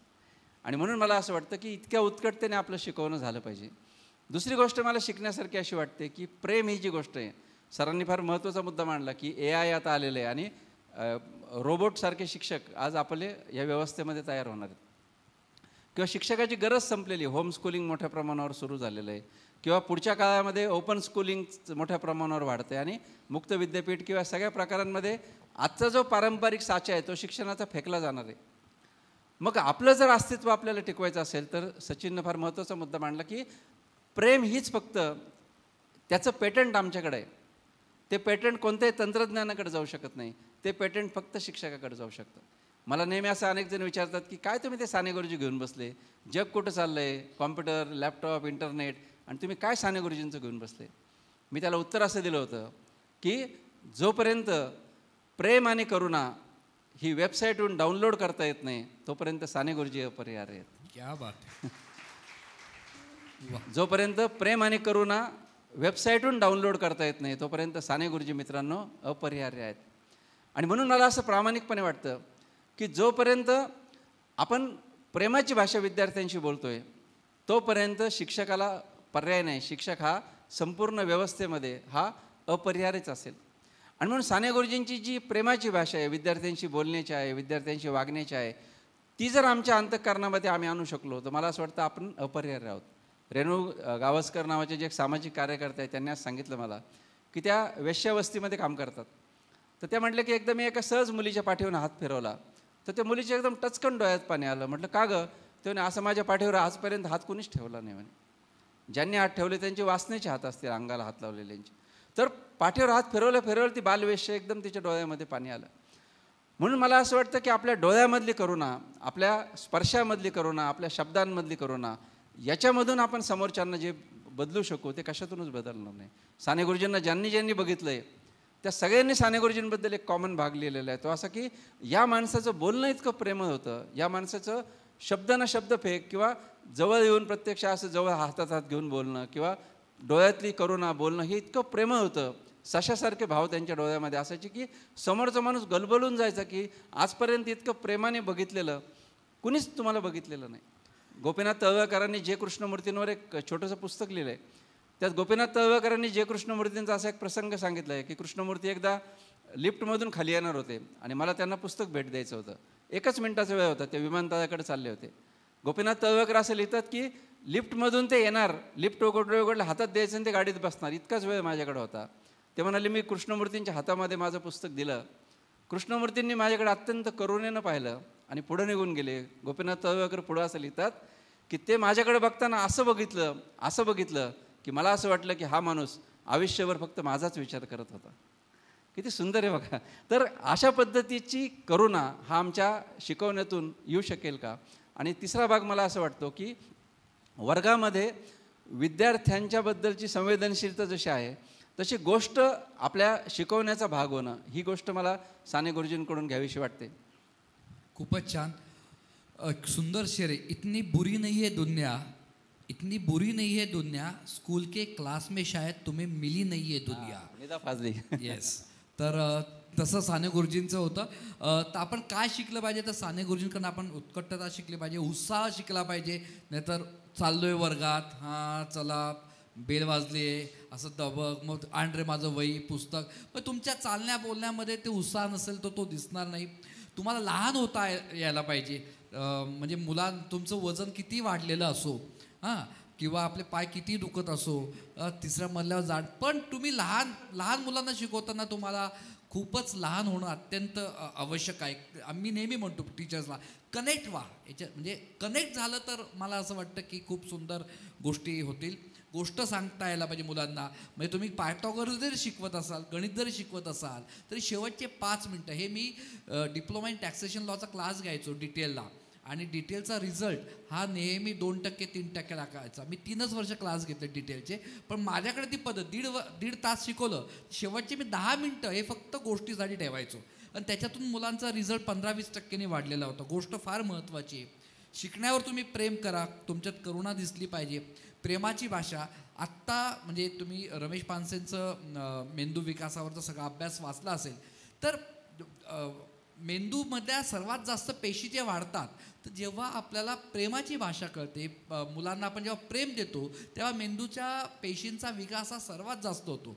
म्हणजे 125 वर्षापूर्वी आज झालेला हा व्यक्ती, त्या काळात काही हे नव्हतं, सायन्स इतकं डेव्हलप नव्हतं, पण तरी ह्या सगळ्या गोष्टी माहिती होत्या. खूपच छान सर तुम्ही मांडला. सर, संवेदनशीलतेवर तुम्ही शेवटी काहीतरी बोललात, त्याच्यावरच मला एक प्रश्न घ्यायचा आहे की समाजभान आजकालच्या मुलांमध्ये सेन्सिटिव्हनेस नाही आहे. आपल्या सकाळी गाडीमध्ये पण चर्चा झाली की या मध्यमवर्गीय आणि उच्च मध्यमवर्गीयांना समाजातली प्रश्नच माहिती नाही आहेत. तर गुरुजींनी याच्यावर काही वेगळे उपक्रम घेतले होते का, की मुलांमध्ये एक समाजभान निर्माण व्हायला पाहिजे, मुलांमधले समाजातले प्रश्न कळले पाहिजे, आणि कट टू हे आजच्या शिक्षकांनी असं काय केलं पाहिजे की ज्याच्यामुळे या मध्यमवर्गीय आणि उच्च मध्यमवर्गीयाच्या मुलांना समाजाचे प्रश्न कळतील? मला असं वाटतं की आजच्या मुलाखतीतला हा सगळ्यात महत्त्वाचा मुद्दा सचिननं उपस्थित केला. साने गुरुजींनी विद्यार्थ्यांना सामाजिक बनवण्यावर सगळ्यात जास्त भर दिलेला आहे. म्हणजे गुरुजी एके ठिकाणी असं म्हणतात की मी जेव्हा मुलांना देशाबद्दल मुलांशी बोलायला लागतो, तेव्हा मुलं खडे खेळतात किंवा मुलांचं लक्ष नसतं. हा अनुभव आपलाच आहे. म्हणजे आपणही मुलांशी जेव्हा वेगळं काही बोलतो तेव्हा मुलांचं लक्ष नसतं. पण तिथं थांबतील ते साने गुरुजी कसले? साने गुरुजी पुढं असं म्हणतात की त्याला मीच जबाबदार नाही का? मी मुलांच्या मनाची मशागतच केली नाही.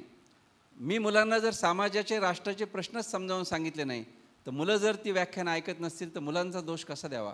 आणि म्हणून गुरुजी असं म्हणतात की माझ्या या प्रत्यक्ष शिकवण्यामधली मी 5 मिनटं किमान माझ्या विद्यार्थ्यांना समाजाचे प्रश्न मांडण्यासाठी बोललो पाहिजे. आणि म्हणून गुरुजींनी असं आवाहन केलं की तुमच्या शिकवण्यातले 5 मिनटं तुम्ही मुलांना म्हणजे वेगवेगळे प्रश्न सांगण्यासाठी द्या. हे आपण नक्कीच करू शकतो. गुरुजींनी त्या काळामध्ये दुष्काळ असताना धान्य गोळा करण्यासाठी विद्यार्थ्यांच्या फेऱ्या काढलेल्या आहेत. इतकंच काय, तर इकडे उत्तर महाराष्ट्रामध्ये किंवा सगळीकडे होळीच्या दिवशी गाढवाच्या पाठीला डबडं बांधायचं, त्यात फटाकडे घालायचे किंवा दगडं घालायचे, अशा पद्धतीच्या प्रथा होत्या. तर गर्दभ अत्याचार निवारण प्रतिबंधक समिती अशी समिती स्थापन करून गुरुजींनी गावोगावी जाऊन गाढवांना त्रास देऊ नका अशा पद्धतीने मुलांना घेऊन गुरुजी फिरलेले आहेत. त्यानंतर विद्यार्थ्यांना अमळनेरमध्ये आलेल्या प्रत्येक क्रांतिकारकाचं व्याख्यान त्यांनी ऐकायला लावलेलं आहे. मला वाटतं आचार्य कृपलानी जेव्हा अमळनेरमध्ये आले तेव्हा साने गुरुजींनी रांगेमध्ये विद्यार्थ्यांना ते व्याख्यान ऐकायला नेलं होतं. रात्री आल्यानंतर मुलं झोपली, साने गुरुजी चार्ज झालेले होते. मुलांना गदागदा हलून गुरुजींनी उठवलेलं, अरे म्हणजे तुम्हाला झोपा कशा येतात इतकं सुंदर व्याख्यान ऐकल्यानंतर, चला चर्चा करू आपण व्याख्यानावर. तर हे साने गुरुजी होते. त्यानंतर नंतरच्या काळामध्ये सुद्धा समाजभान म्हणून संपूर्ण उत्तर महाराष्ट्रातल्या या सगळ्या कामगारांचा प्रश्न त्यांनी लढलेला आहे. म्हणजे मला या ठिकाणी हेही सांगितलं पाहिजे की साने गुरुजींची वेगळी प्रतिमा आपण या ठिकाणी उभी केली पाहिजे. या ठिकाणी मिलिंद मुरुगकर आहेत. तर आज आम्ही सगळेजण असा प्रयत्न करतोय की संघर्ष योद्धा म्हणून साने गुरुजींची प्रतिमा समाजापुढे उभी केली पाहिजे. म्हणजे साने गुरुजी म्हणजे फक्त रडणारे, साने गुरुजी म्हणजे फक्त मातृप्रेम करून, ते खरंच होतं. पण साने गुरुजी हा अन्यायाविरुद्ध लढणारा माणूस होता. त्या अमळनेरमधले जे कामगार आहेत त्या कामगारांच्या हक्कासाठी साने गुरुजींनी बंद केलेली ती जी प्रताप मिल होती, त्या प्रताप मिलमधल्या कामगारांना न्याय मिळावा म्हणून साने गुरुजींनी केलं आहे. आज टोल नाक्यावर संदर्भात इथं आंदोलन आपण करतो, पण त्या काळातल्या अमळनेर नगरपालिकेने जेव्हा टोल लावला होता, शेतकऱ्यांना त्यांचा माल अमळनेरमध्ये आणायचा असेल तर टोल लावला होता, त्या टोल बंदीविरुद्ध साने गुरुजींनी उपोषण केलेले आणि आंदोलन करून ते मागं घ्यायला लावलेले. तेव्हा इतका क्रांतिकारक माणूस होता हा. म्हणजे हा कामगारांचा नेता होता, हा लढाऊ नेता होता. पण दुर्दैवानं श्यामची आई याच्या भोवती साने गुरुजींना आम्ही फिरत ठेवल्यामुळं एक रडके साने गुरुजी अशा पद्धतीची चुकीची प्रतिमा निर्माण झाली. आज साने गुरुजींनी तुम्हाला सांगतो की 1942 साली अमळनेरमध्ये काहीच घडलं नाही, तेव्हा साने गुरुजींनी चिठ्ठी लिहून पाठवलेली आहे. तो 5 कंदील चौक आहे त्या अमळनेरमध्ये. साने गुरुजींनी असं चिठ्ठी पाठवली होती पुण्यावरून, जर 1942चं आंदोलन उद्या जर अहमदनगर पेटलं नाही तर मी स्वतःला पाचकंदीलच्या चौकातून स्वतःला जाळून घेईल आणि दुसऱ्या दिवशी अहमदनगरमध्ये प्रचंड मोठा भडका उडाला होता. ही असलं तर माणूस होता. आणि म्हणून साने गुरुजींचं हे दुसरं जे रूप आहे सामाजिक, ते मला महत्त्वाचं वाटतं. यांनी जो प्रश्न विचारला की आज आम्ही काय करायला पाहिजे, तर मी गंभीरपणे सांगतो की आज जो एक बेताल, आत्मकेंद्रित आणि स्वतःच्या धुंदीत राहणारा जो मध्यम वर्ग निर्माण झाला आहे, यालाही आमची शिक्षण व्यवस्था जबाबदार आहे. आज आम्ही मुलांना सामाजिकच बनवत नाही आहे आणि त्याला शिक्षणाची रचना पण जबाबदार आहे. आज मला सांगा की पूर्वी तुम्ही किंवा मी लहान होतो तर गावचा पाटील आणि गावचा शेतमजूर या दोघांची पोरं एकाच शाळेमध्ये शिकत होती, कारण गावामध्ये एकच शाळा होती. आज हॉटेलमध्ये ज्याला परवडेल त्याप्रमाणे आपण हॉटेलमध्ये जातो, त्याप्रमाणे आर्थिक ऐपतीप्रमाणे आपण शाळा निवडतो आणि त्याच्यामुळे श्रीमंतांची मुलं विशिष्ट शाळेत, गरिबांची मुलं महापालिकेच्या शाळेत, असं जे वर्गीकरण झाले त्याच्यामध्ये श्रीमंतांची आणि गरिबांची मुलं एकत्र येण्याची शक्यता संपलेली आहे. मी नेहमी असं म्हणतो की कृष्णाला सुदामा समोर येताच त्याचं दुःख कळलं, कारण दोघंजण एकाच शाळेमध्ये शिकलेले होते. आज कृष्ण इंटरनॅशनल स्कूलमध्ये आणि सुदामा नगरपालिकेच्या शाळेत असल्यामुळं दोघांची भेट होण्याची शक्यता संपलेली आहे. मग अशा कालखंडामध्ये आपल्याला जर शिक्षणाच्याबद्दल ह्या उच्चभ्रू वर्गातल्या मुलांना जर आपल्याला संवेदनशील बनवलं, कारण त्या मुलांची चूक नाही आहे ना ती, त्यांच्या कडेला शाळेमध्ये त्यांच्याच समाजातली मुलं आहेत, म्हणजे श्रीमंत समाजातली, ते ज्या बिल्डिंगमध्ये राहतात, ते ज्या कॉलनीत राहतात, तशाच प्रकारची आर्थिक घरं आहेत आणि बसमधून सुद्धा ते जग पाहतात. आणि म्हणून या मुलांना आपल्याला जाणीवपूर्वक समाजाचे प्रश्न समजावून सांगता येतील. आम्ही सकाळी तेच बोलत होतो की यासाठी काय उपक्रम करता येतील. तर मला असं वाटतं की गरिबांच्या वस्त्यांमध्ये आपण मुलांना नेलं पाहिजे. लीलाताई पाटील अशा करायच्या की विद्यार्थ्यांची सहल बर्नीवाल्यांच्या वस्तीवर, भटके विमुक्तांच्या पालांवर काढायच्या. तर क्षेत्रभेट जी आहे ती क्षेत्रभेट आपण वेगवेगळ्या ठिकाणी नेली पाहिजे, झोपडपट्टीत नेली पाहिजे.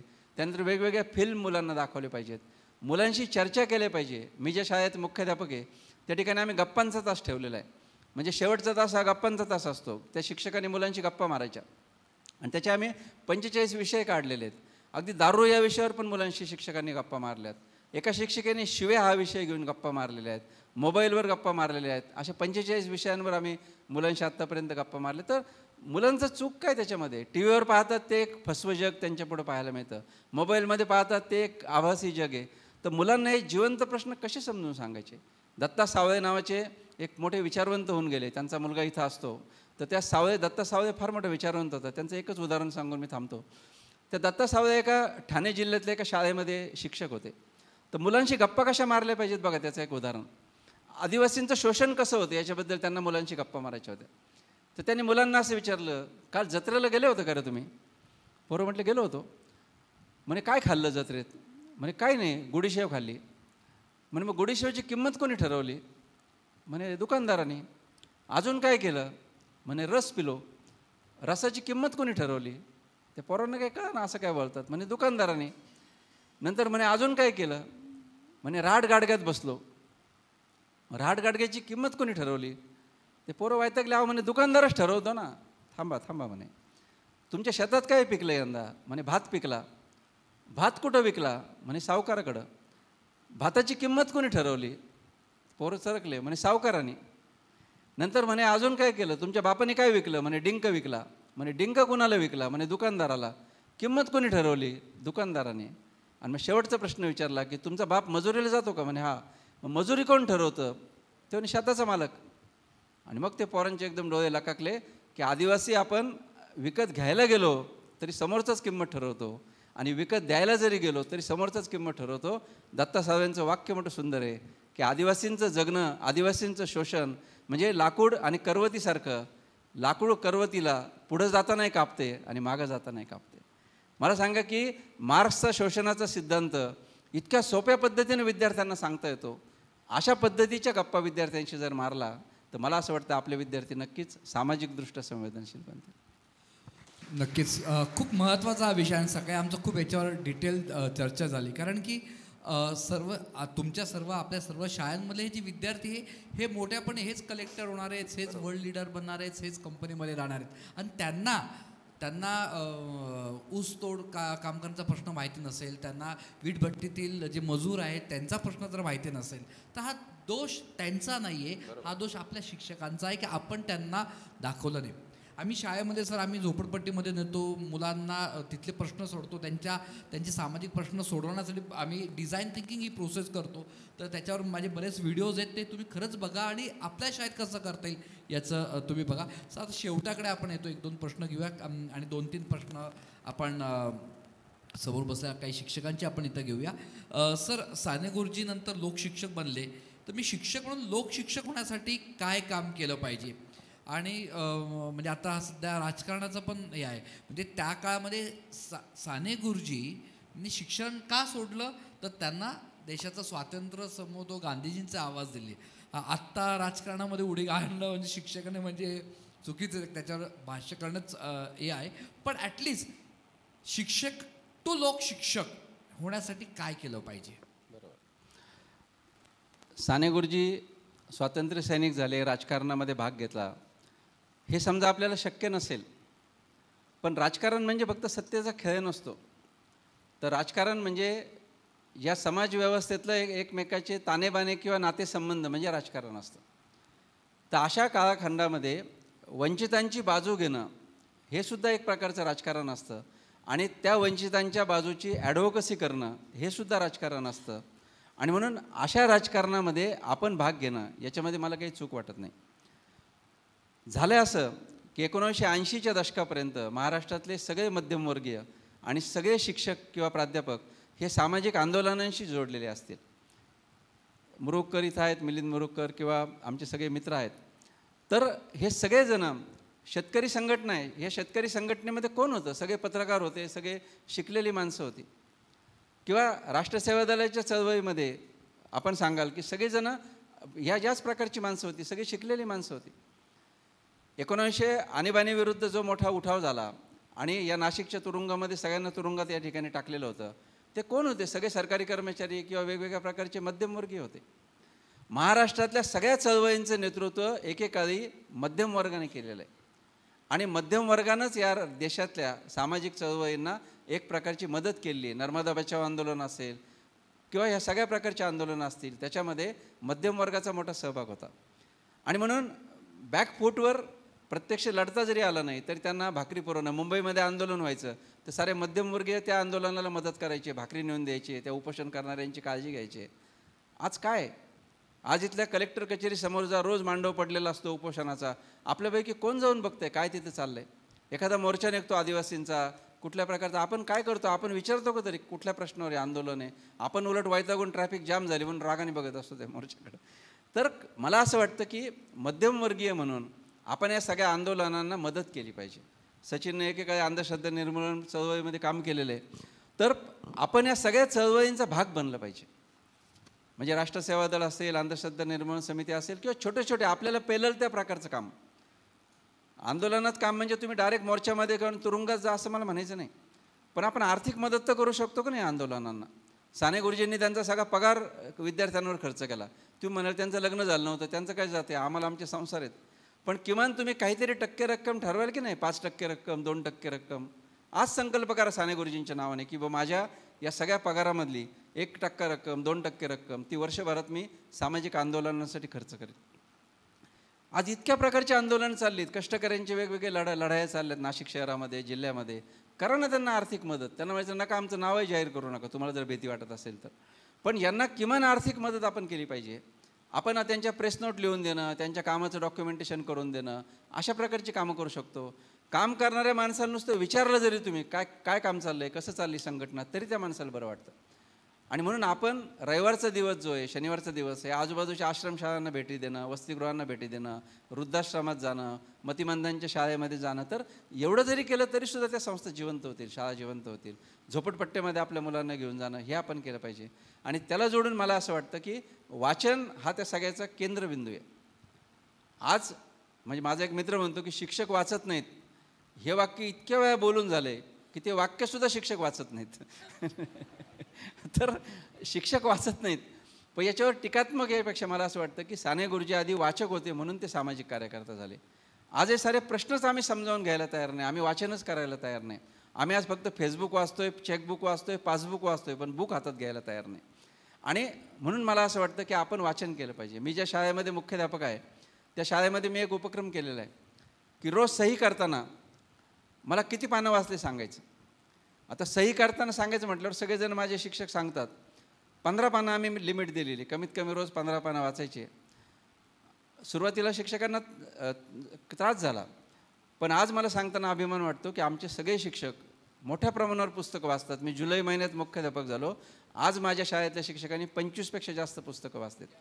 तुम्ही असं म्हणाल की मग काय ते नुसते पानं सांगत असतील? नाही, प्रत्येक वाचलेल्या पुस्तकाचं परिचय लिहितात शिक्षक आणि दर महिना अखेरला त्याच्यावर सही घेतात माझे वाचलेल्या पुस्तकावर, म्हणजे त्या परिचयावर. तर 25 पुस्तकांच्या फाईल असतात, त्यांच्या वह्या तयार झालेल्या आहेत. तर म्हणून मला असं वाटतं की हे होऊ शकतं. आज साने गुरुजींच्या नावाने संकल्प करा की आज मी 25 पानं वाचल्याशिवाय झोपणार नाही. आज वाचाल तुम्ही, मला खात्री आहे. वातावरणाचा एक हिप्नॉटिझम असतो तसा. मला उत्सुकता पुढच्या रविवारी काय होईल ही आहे, बरोबर आहे की नाही? असं तर 1 जानेवारीच्या संकल्पासारखं हे नाही झालं पाहिजे. तर आज आपण संकल्प करू की किमान मी 15 किंवा 20 पानं वाचल्याशिवाय झोपणार नाही. रात्री 11 वाजता गावाहून आले, 11:30पर्यंत वाचाल. आणि एकदा तुमच्या वाचनाचा स्पीड तयार झाला की खूप पटकन वाचू होतं. मला जर रविवारच्या दिवशी एखादं पुस्तक मिळालं तर 260 पानं वाचून होतात दिवसभरामध्ये. वेग आपला पकडू शकतो. आणि पुस्तक खरेदीची सवय लावणं, पुस्तक वाचायची सवय लावणं. मोबाईलवर मी वाचतो हे मला सांगू नका कृपया, कारण त्यात फक्त उलटणं होतं किंवा फॉरवर्ड केलं होतं, त्याच्यात काहीच होत नाही. तर हातात ही पुस्तकं घेऊन वाचणं हे जर आपण केलं तर मग त्याच्यातून आपण नक्कीच क्रियाशील कार्यकर्ता होऊ शकतो असं मला वाटतं. नक्कीच.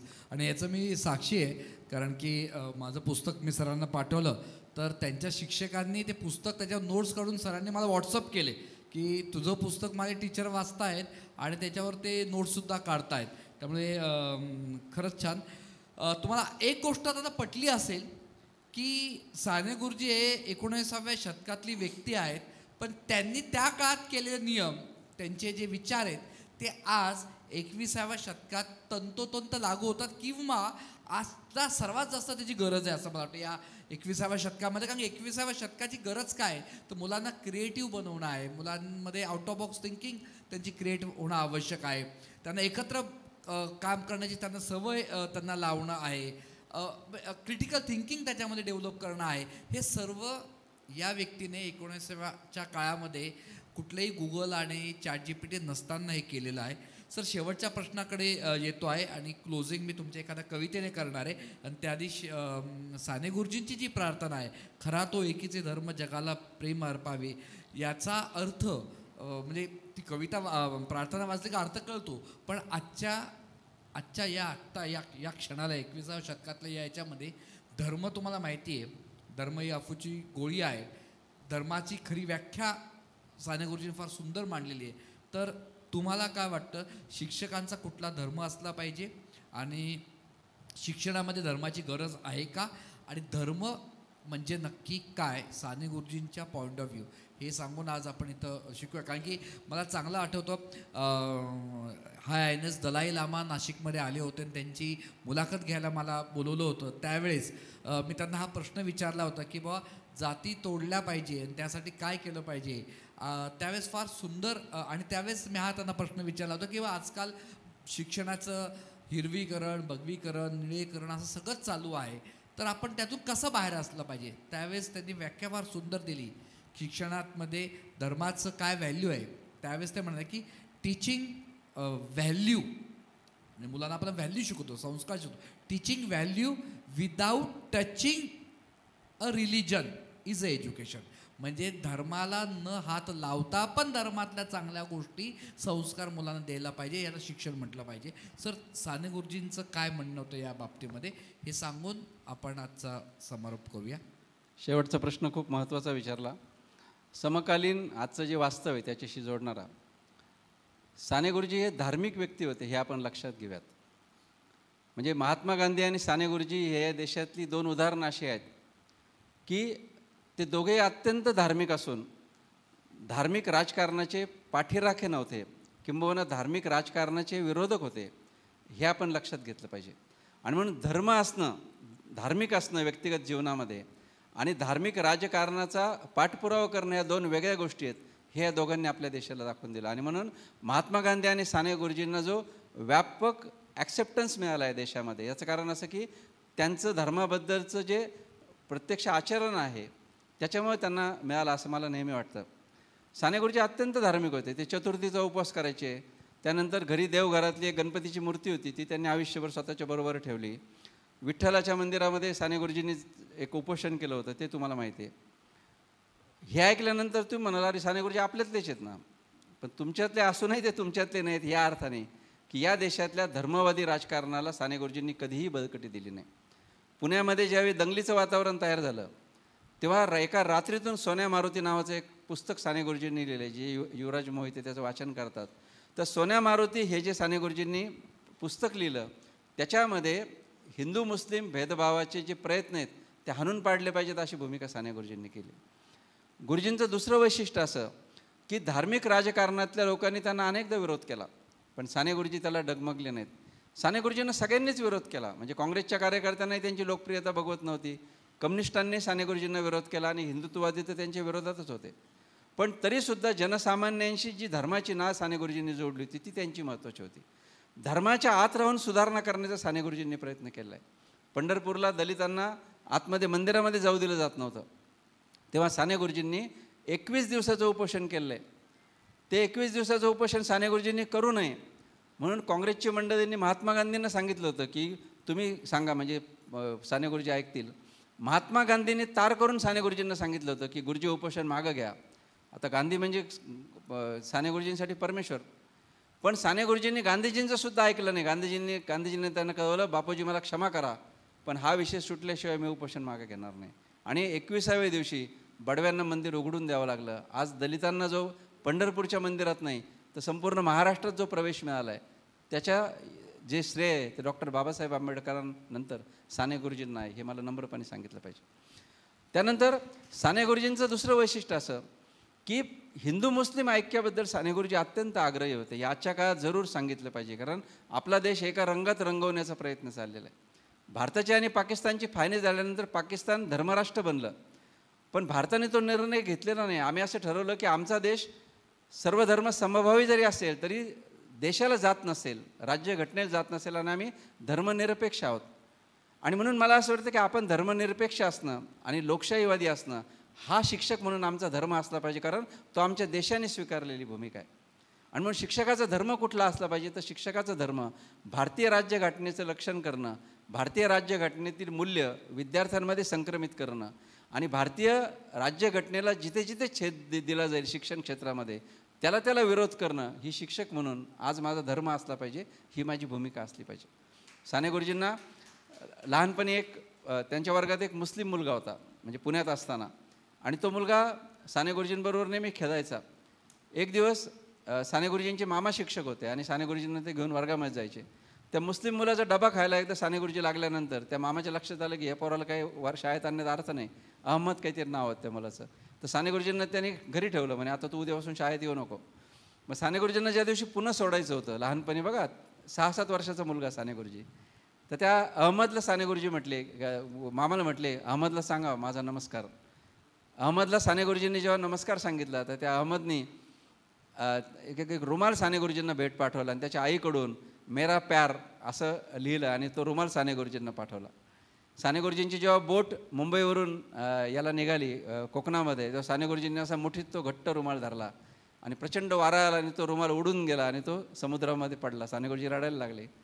तर साने गुरुजी असं लिहितात, ते मोठं सुंदर आहे. साने गुरुजी असं लिहितात की इतका मोठा समुद्र रत्नाकर ज्याच्या पोटामध्ये रत्न आहेत त्यालासुद्धा माझ्या मित्राने दिलेल्या माझ्या रुमालाचा मोह व्हावा, याच्यातच हिंदू मुस्लिम ऐक्य किंवा हिंदू मुस्लिम प्रेमाची ताकद आहे, असं साने गुरुजी लिहितात. आणि पुढं साने गुरुजी असं लिहितात की या देशामध्ये अनेक धान्याची कोठारं असतील, अनेक नद्या वाहत असतील, पण या देशामध्ये जर सगळ्यात मोठा दुष्काळ असेल तर तो हिंदू मुस्लिम ऐक्याचा आहे. या देशामध्ये सगळ्यात मोठा दुष्काळ असेल तर तो प्रेमाचा दुष्काळ आहे. आणि म्हणून साने गुरुजींची जी भूमिका आहे ती आपण समजून घेतली पाहिजे. आणि शेवटी साने गुरुजी धर्म कशाला म्हणायचे, म्हणजे आपल्या श्यामची आई पुस्तकामध्ये आपण वाचलं की एक दिवस साने गुरुजी जेव्हा गावाहून आले, म्हणजे आपल्या विद्यार्थी होऊन हॉस्टेलहून आले, तर हॉस्टेलहून आलेल्या कोणत्याही मुलाला वाटतं की आईवडिलांनी आपल्याशी प्रेमाने वागावं. वडिलांनी सकाळी पाहिलं तर साने गुरुजींचे केस वाढलेले. आता त्या काळामध्ये डोक्यावर टक्कल केलेलं असायचं आणि त्यांचे केस वाढलेले. तर ते गुरुजींचे वडील चिडले, म्हणे शहरात जाऊन बिघडला, तुला कळत नाही, कसा कावळा होऊन आला आहे, जा सकाळी जाऊन केस कापून ये तुझे. तर साने गुरुजींना जरा वाईट वाटलं की असं कुठं स्वागत करतात का माझं. मग ते आईला म्हटले, आई काय गं म्हणे वडील एवढं बोलतात, केसात कसला आलाय धर्म. प्रश्न की छान आहे बघा, केसात कसला आलाय धर्म. श्यामच्या आईने जे उत्तर साने गुरुजींना दिलं ते मोठं सुंदर आहे. ती म्हणाली, श्याम तुला केस राखायचा मोह झाला की नाही, मग मोह टाळणे म्हणजे धर्म. तुला मोह केस राखायचं झालं ना तर मोह टाळणे म्हणजे धर्म. आणि आचार्य रात्री असं लिहितात की धर्माच्या आजपर्यंत मी अनेक व्याख्या वाचल्या असतील, पण धर्माची इतकी सोपी आणि सुंदर व्याख्या ही फक्त साने गुरुजी आणि त्यांची आईच करू जाणे. मला असं वाटतं की इतक्या उत्कटतेनं, इतक्या साधेपणानं, इतकं पावित्र्यानं, शुचितेनं जगणं, ज्याला मनमंगल आपण असं म्हणतो, अशा पातळीवर जगणं म्हणजे धर्म होऊन जगणं आणि भारतीय राज्यघटनेचं रक्षण करणं आणि ती मूल्य विद्यार्थ्यांपर्यंत पोहोचवणं, हाच आपला शिक्षक म्हणून धर्म असला पाहिजे असं मला वाटतं. खूपच छान. धर्माची एवढी सुंदर छान व्याख्या आणि साने गुरुजींनी खूप सुंदर पद्धतीने हिंदू मुस्लिम ऐक्य राहण्यासाठी छान काम केलं. आणि आजकाल आपण पाहतो काय चालू आहे. एक फार सुंदर शेर आहे, हम क्या बना बैठे, हम क्या बना बैठे, कहीं पे मंदिर बना बैठे, कहीं पे मस्जिद बना बैठे. हम क्या बना बैठे, कहीं पे मंदिर बना बैठे, कहीं पे मस्जिद बना बैठे. हमसे तो परिंदे अच्छे हैं, कभी मंदिर पे जा बैठे, कभी मस्जिद पे जा बैठे. तर साने गुरुजीने हे सर्व एकत्र आणण्याचं काम केलं. सर खूपच सुंदर. आपण आता तुमची एक म्हणजे शाळाबाह्य मुलं हा तुमचा जेवायचा प्रश्न आहे, माझाही जेवायचा प्रश्न आहे. आत्तापर्यंत 9,000 मुलांना आम्ही मुख्य प्रवाहात आणलेले एज्युकेशन ऑन व्हीलच्या माध्यमातून. त्याच्यावर एक सुंदर कविता घेऊया, पण त्याआधी मला इथं खास आभार मानायचे आहेत. ते म्हणजे MVP संस्थेचे, त्यांचे बरेच शिक्षक इथं आलेले आहेत. VN नाईक संस्थेचे इथं शिक्षक आलेत, मनापासून त्यांचे मी इथं धन्यवाद हे करतो. बिडको संस्थेचे सरस्वती शाळा चे इथं काही शिक्षक आलेत, त्यांचे मनापासून. NMC स्कूल, जिल्हा परिषद, आमचे इस्पॅलचे सर्व शिक्षक इथं आहेत. डांग सेवाचे आहेत, राष्ट्रसेवा दलाचे इथं सर्वजण आले आहेत. नाशिक स्कूल असोसिएशनच्या माध्यमातून बऱ्याचशा इंग्रजी माध्यमाचे 2-2, 3-3 प्रतिनिधी आले आहेत. सर्वांचे मी इथं मनापासून आभार व्यक्त करतो. कवितांत हा कार्यक्रम आपण इथं थांबूया. फेसबुक लाईव्ह पण आपण इथं थांबूया. आणि तुम्हाला काही वैयक्तिक प्रश्न असेल तर सर इथं थोड्या वेळ आहेत आणि आपण 1 to 1 चर्चा करूया आणि मग आपण कार्यक्रम, कारण की 2 वाजलेले आहेत. आम्हालाही चिंता आहे की 12च्या उन्हात तुम्ही आलात, 2 व्हीलरवर तुम्ही आलेले आहात, तर लवकर तुम्ही घरी व्यवस्थित जायला पाहिजे, हाही एक मुद्दा आहे. त्यामुळे आपण कविता घेऊन आजच्या कार्यक्रमाचं समारोप इथं करूया. म्हणून मी सर्वांची इथंच मी आभार मानले. सर कवितेपूर्वी मी ऋण व्यक्त करतो की हे माझं 15वं व्याख्यान आहे साने गुरुजीच्या संदर्भामधलं. पण इतक्या मोठ्या संख्येनं शिक्षक वेगवेगळ्या शिक्षण संस्थांचे उपस्थित असणं, कारण ह्या व्याख्यानाची अटच मी अशी घातली की 100 शिक्षक असतील तरच मी व्याख्यान देईल. आणि आज सचिनला मी तेच म्हटलं होतं की इतके शिक्षक जमतील का, तर तो म्हणाला तुम्ही जितके म्हणते त्याच्या आम्ही दुप्पट तिप्पट शिक्षक नक्कीच जमा करू. आणि दुपारी 12ची वेळ आहे. आज परीक्षा पण शाळांमध्ये होत्या, पण तरीसुद्धा शिक्षक शाळेतून थेट या ठिकाणी आलेत. राष्ट्रसेवा दल आणि या सगळ्या संस्था आणि या सगळ्या शिक्षण संस्था, आणि सगळ्यात महत्त्वाचं सचिनला आवडणार नाही पण पुढाकार घेऊन आज जेलमधलं व्याख्यान आणि हे व्याख्यान, हे दोन्ही पण व्याख्याने त्यांनी खूप चांगल्या पद्धतीने आयोजित केले. जे कृष्णमूर्तींचं जे वाक्य आहे की शाळा आणि तुरुंग इथं कुणीच स्वतःहून जात नाही, तिथं दाखल करावं लागतं, तर शाळा आणि तुरुंग या दोन्ही ठिकाणी आज व्याख्यान माझं झालं. कृष्णमूर्तींना एक वेगळी आदरांजली. साने गुरुजी जर आज असते तर साने गुरुजींनी कुणासाठी काम केलं असतं, तर मला असं वाटतं की शाळेत न जाणारी जी गोरगरिबांची मुलं आहेत त्यांच्यासाठी साने गुरुजींनी काम केलं असतं. कारण आज त्या मुलांविषयी संवेदनशील होणं ते फार महत्त्वाचं. इथं कुंदा शिंदे आहेत किंवा महापालिकेचे शिक्षक आहेत, तर महापालिकेच्या शिक्षकाला या प्रकारचं काम करावं लागतं. तर या विद्यार्थ्यांवर लिहिलेली माझी कविता मी सादर करतो आणि थांबतो. माझ्या शालाबाई लेकरा असं कवितेचं नाव आहे. दिसतोस मला तू लेकरा, ऊसाच्या फडात ऊस तोडत, कोयत्याचे वार स्वतःच्याच भवितव्यावर करताना, धगधगत्या बॉयलरमध्ये स्वप्नांची राख करत, बालपणीच आयुष्याची मळी होताना, बालपणीच आयुष्याची मळी होताना, त्याच दीन चेहऱ्यानं भेटतोस मला वीट भट्टीवर, भट्टी रस्ता रस्ता जगण्याचे सरण रस्ताना, जिथं भाजणाऱ्या विटांसोबत शिक्षण सती जातं. दगडखानीत बापासोबत दगड फोडताना तुझे रक्त आलेले हात नकोच दाखव मला. तुझे निबर होत चाललेले हात आमच्या निबर संवेदनांचे जणू काव्यात्म प्रतीक. तुझ्या झोपडीबाहेर राहिलो उभा तेव्हा लहान भावंड कडेवर घेऊन तू आलीस अकाली प्रौढ झालेली. चुलीच्या धुरात तुझ्या डोळ्यातील शिक्षणाची स्वप्न मला दिसली नाहीत.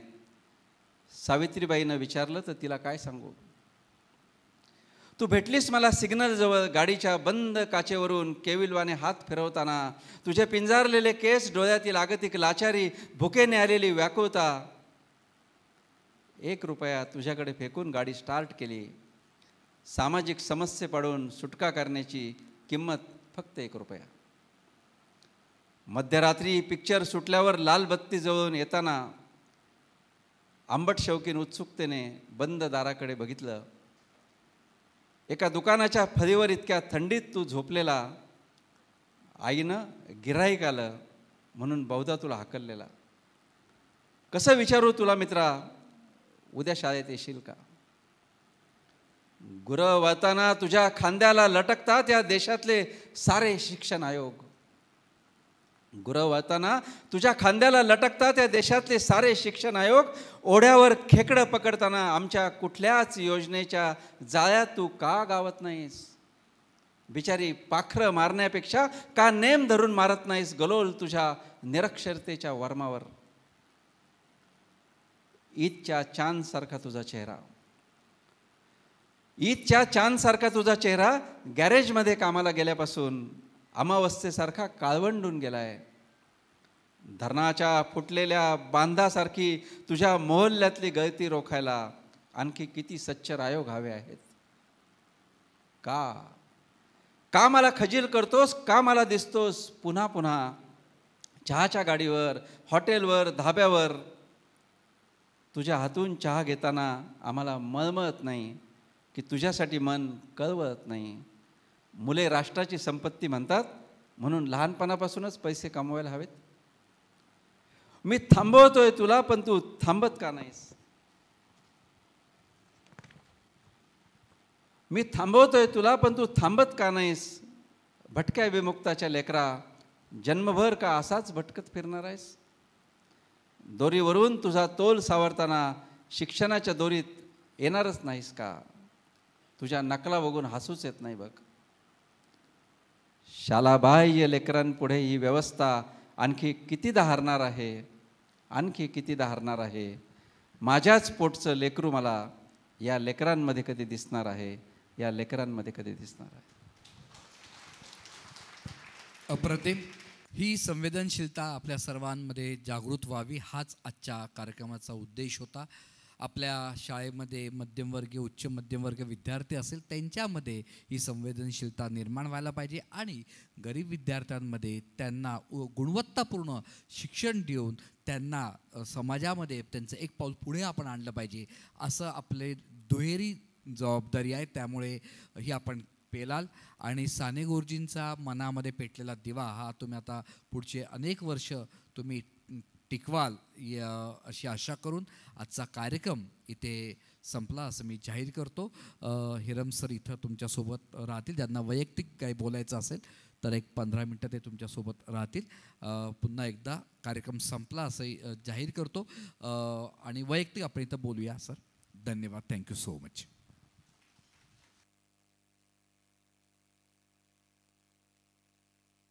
आणि एक विनंती जाताना ही जी कविता ऐकली ती कवितेचे पुस्तकही आपल्या तिथं उपलब्ध आहेत आणि शिक्षकांसाठी साने गुरुजी हे पुस्तक उपलब्ध आहे. डिस्काउंटमध्ये आपण जरूर ते घ्यावे.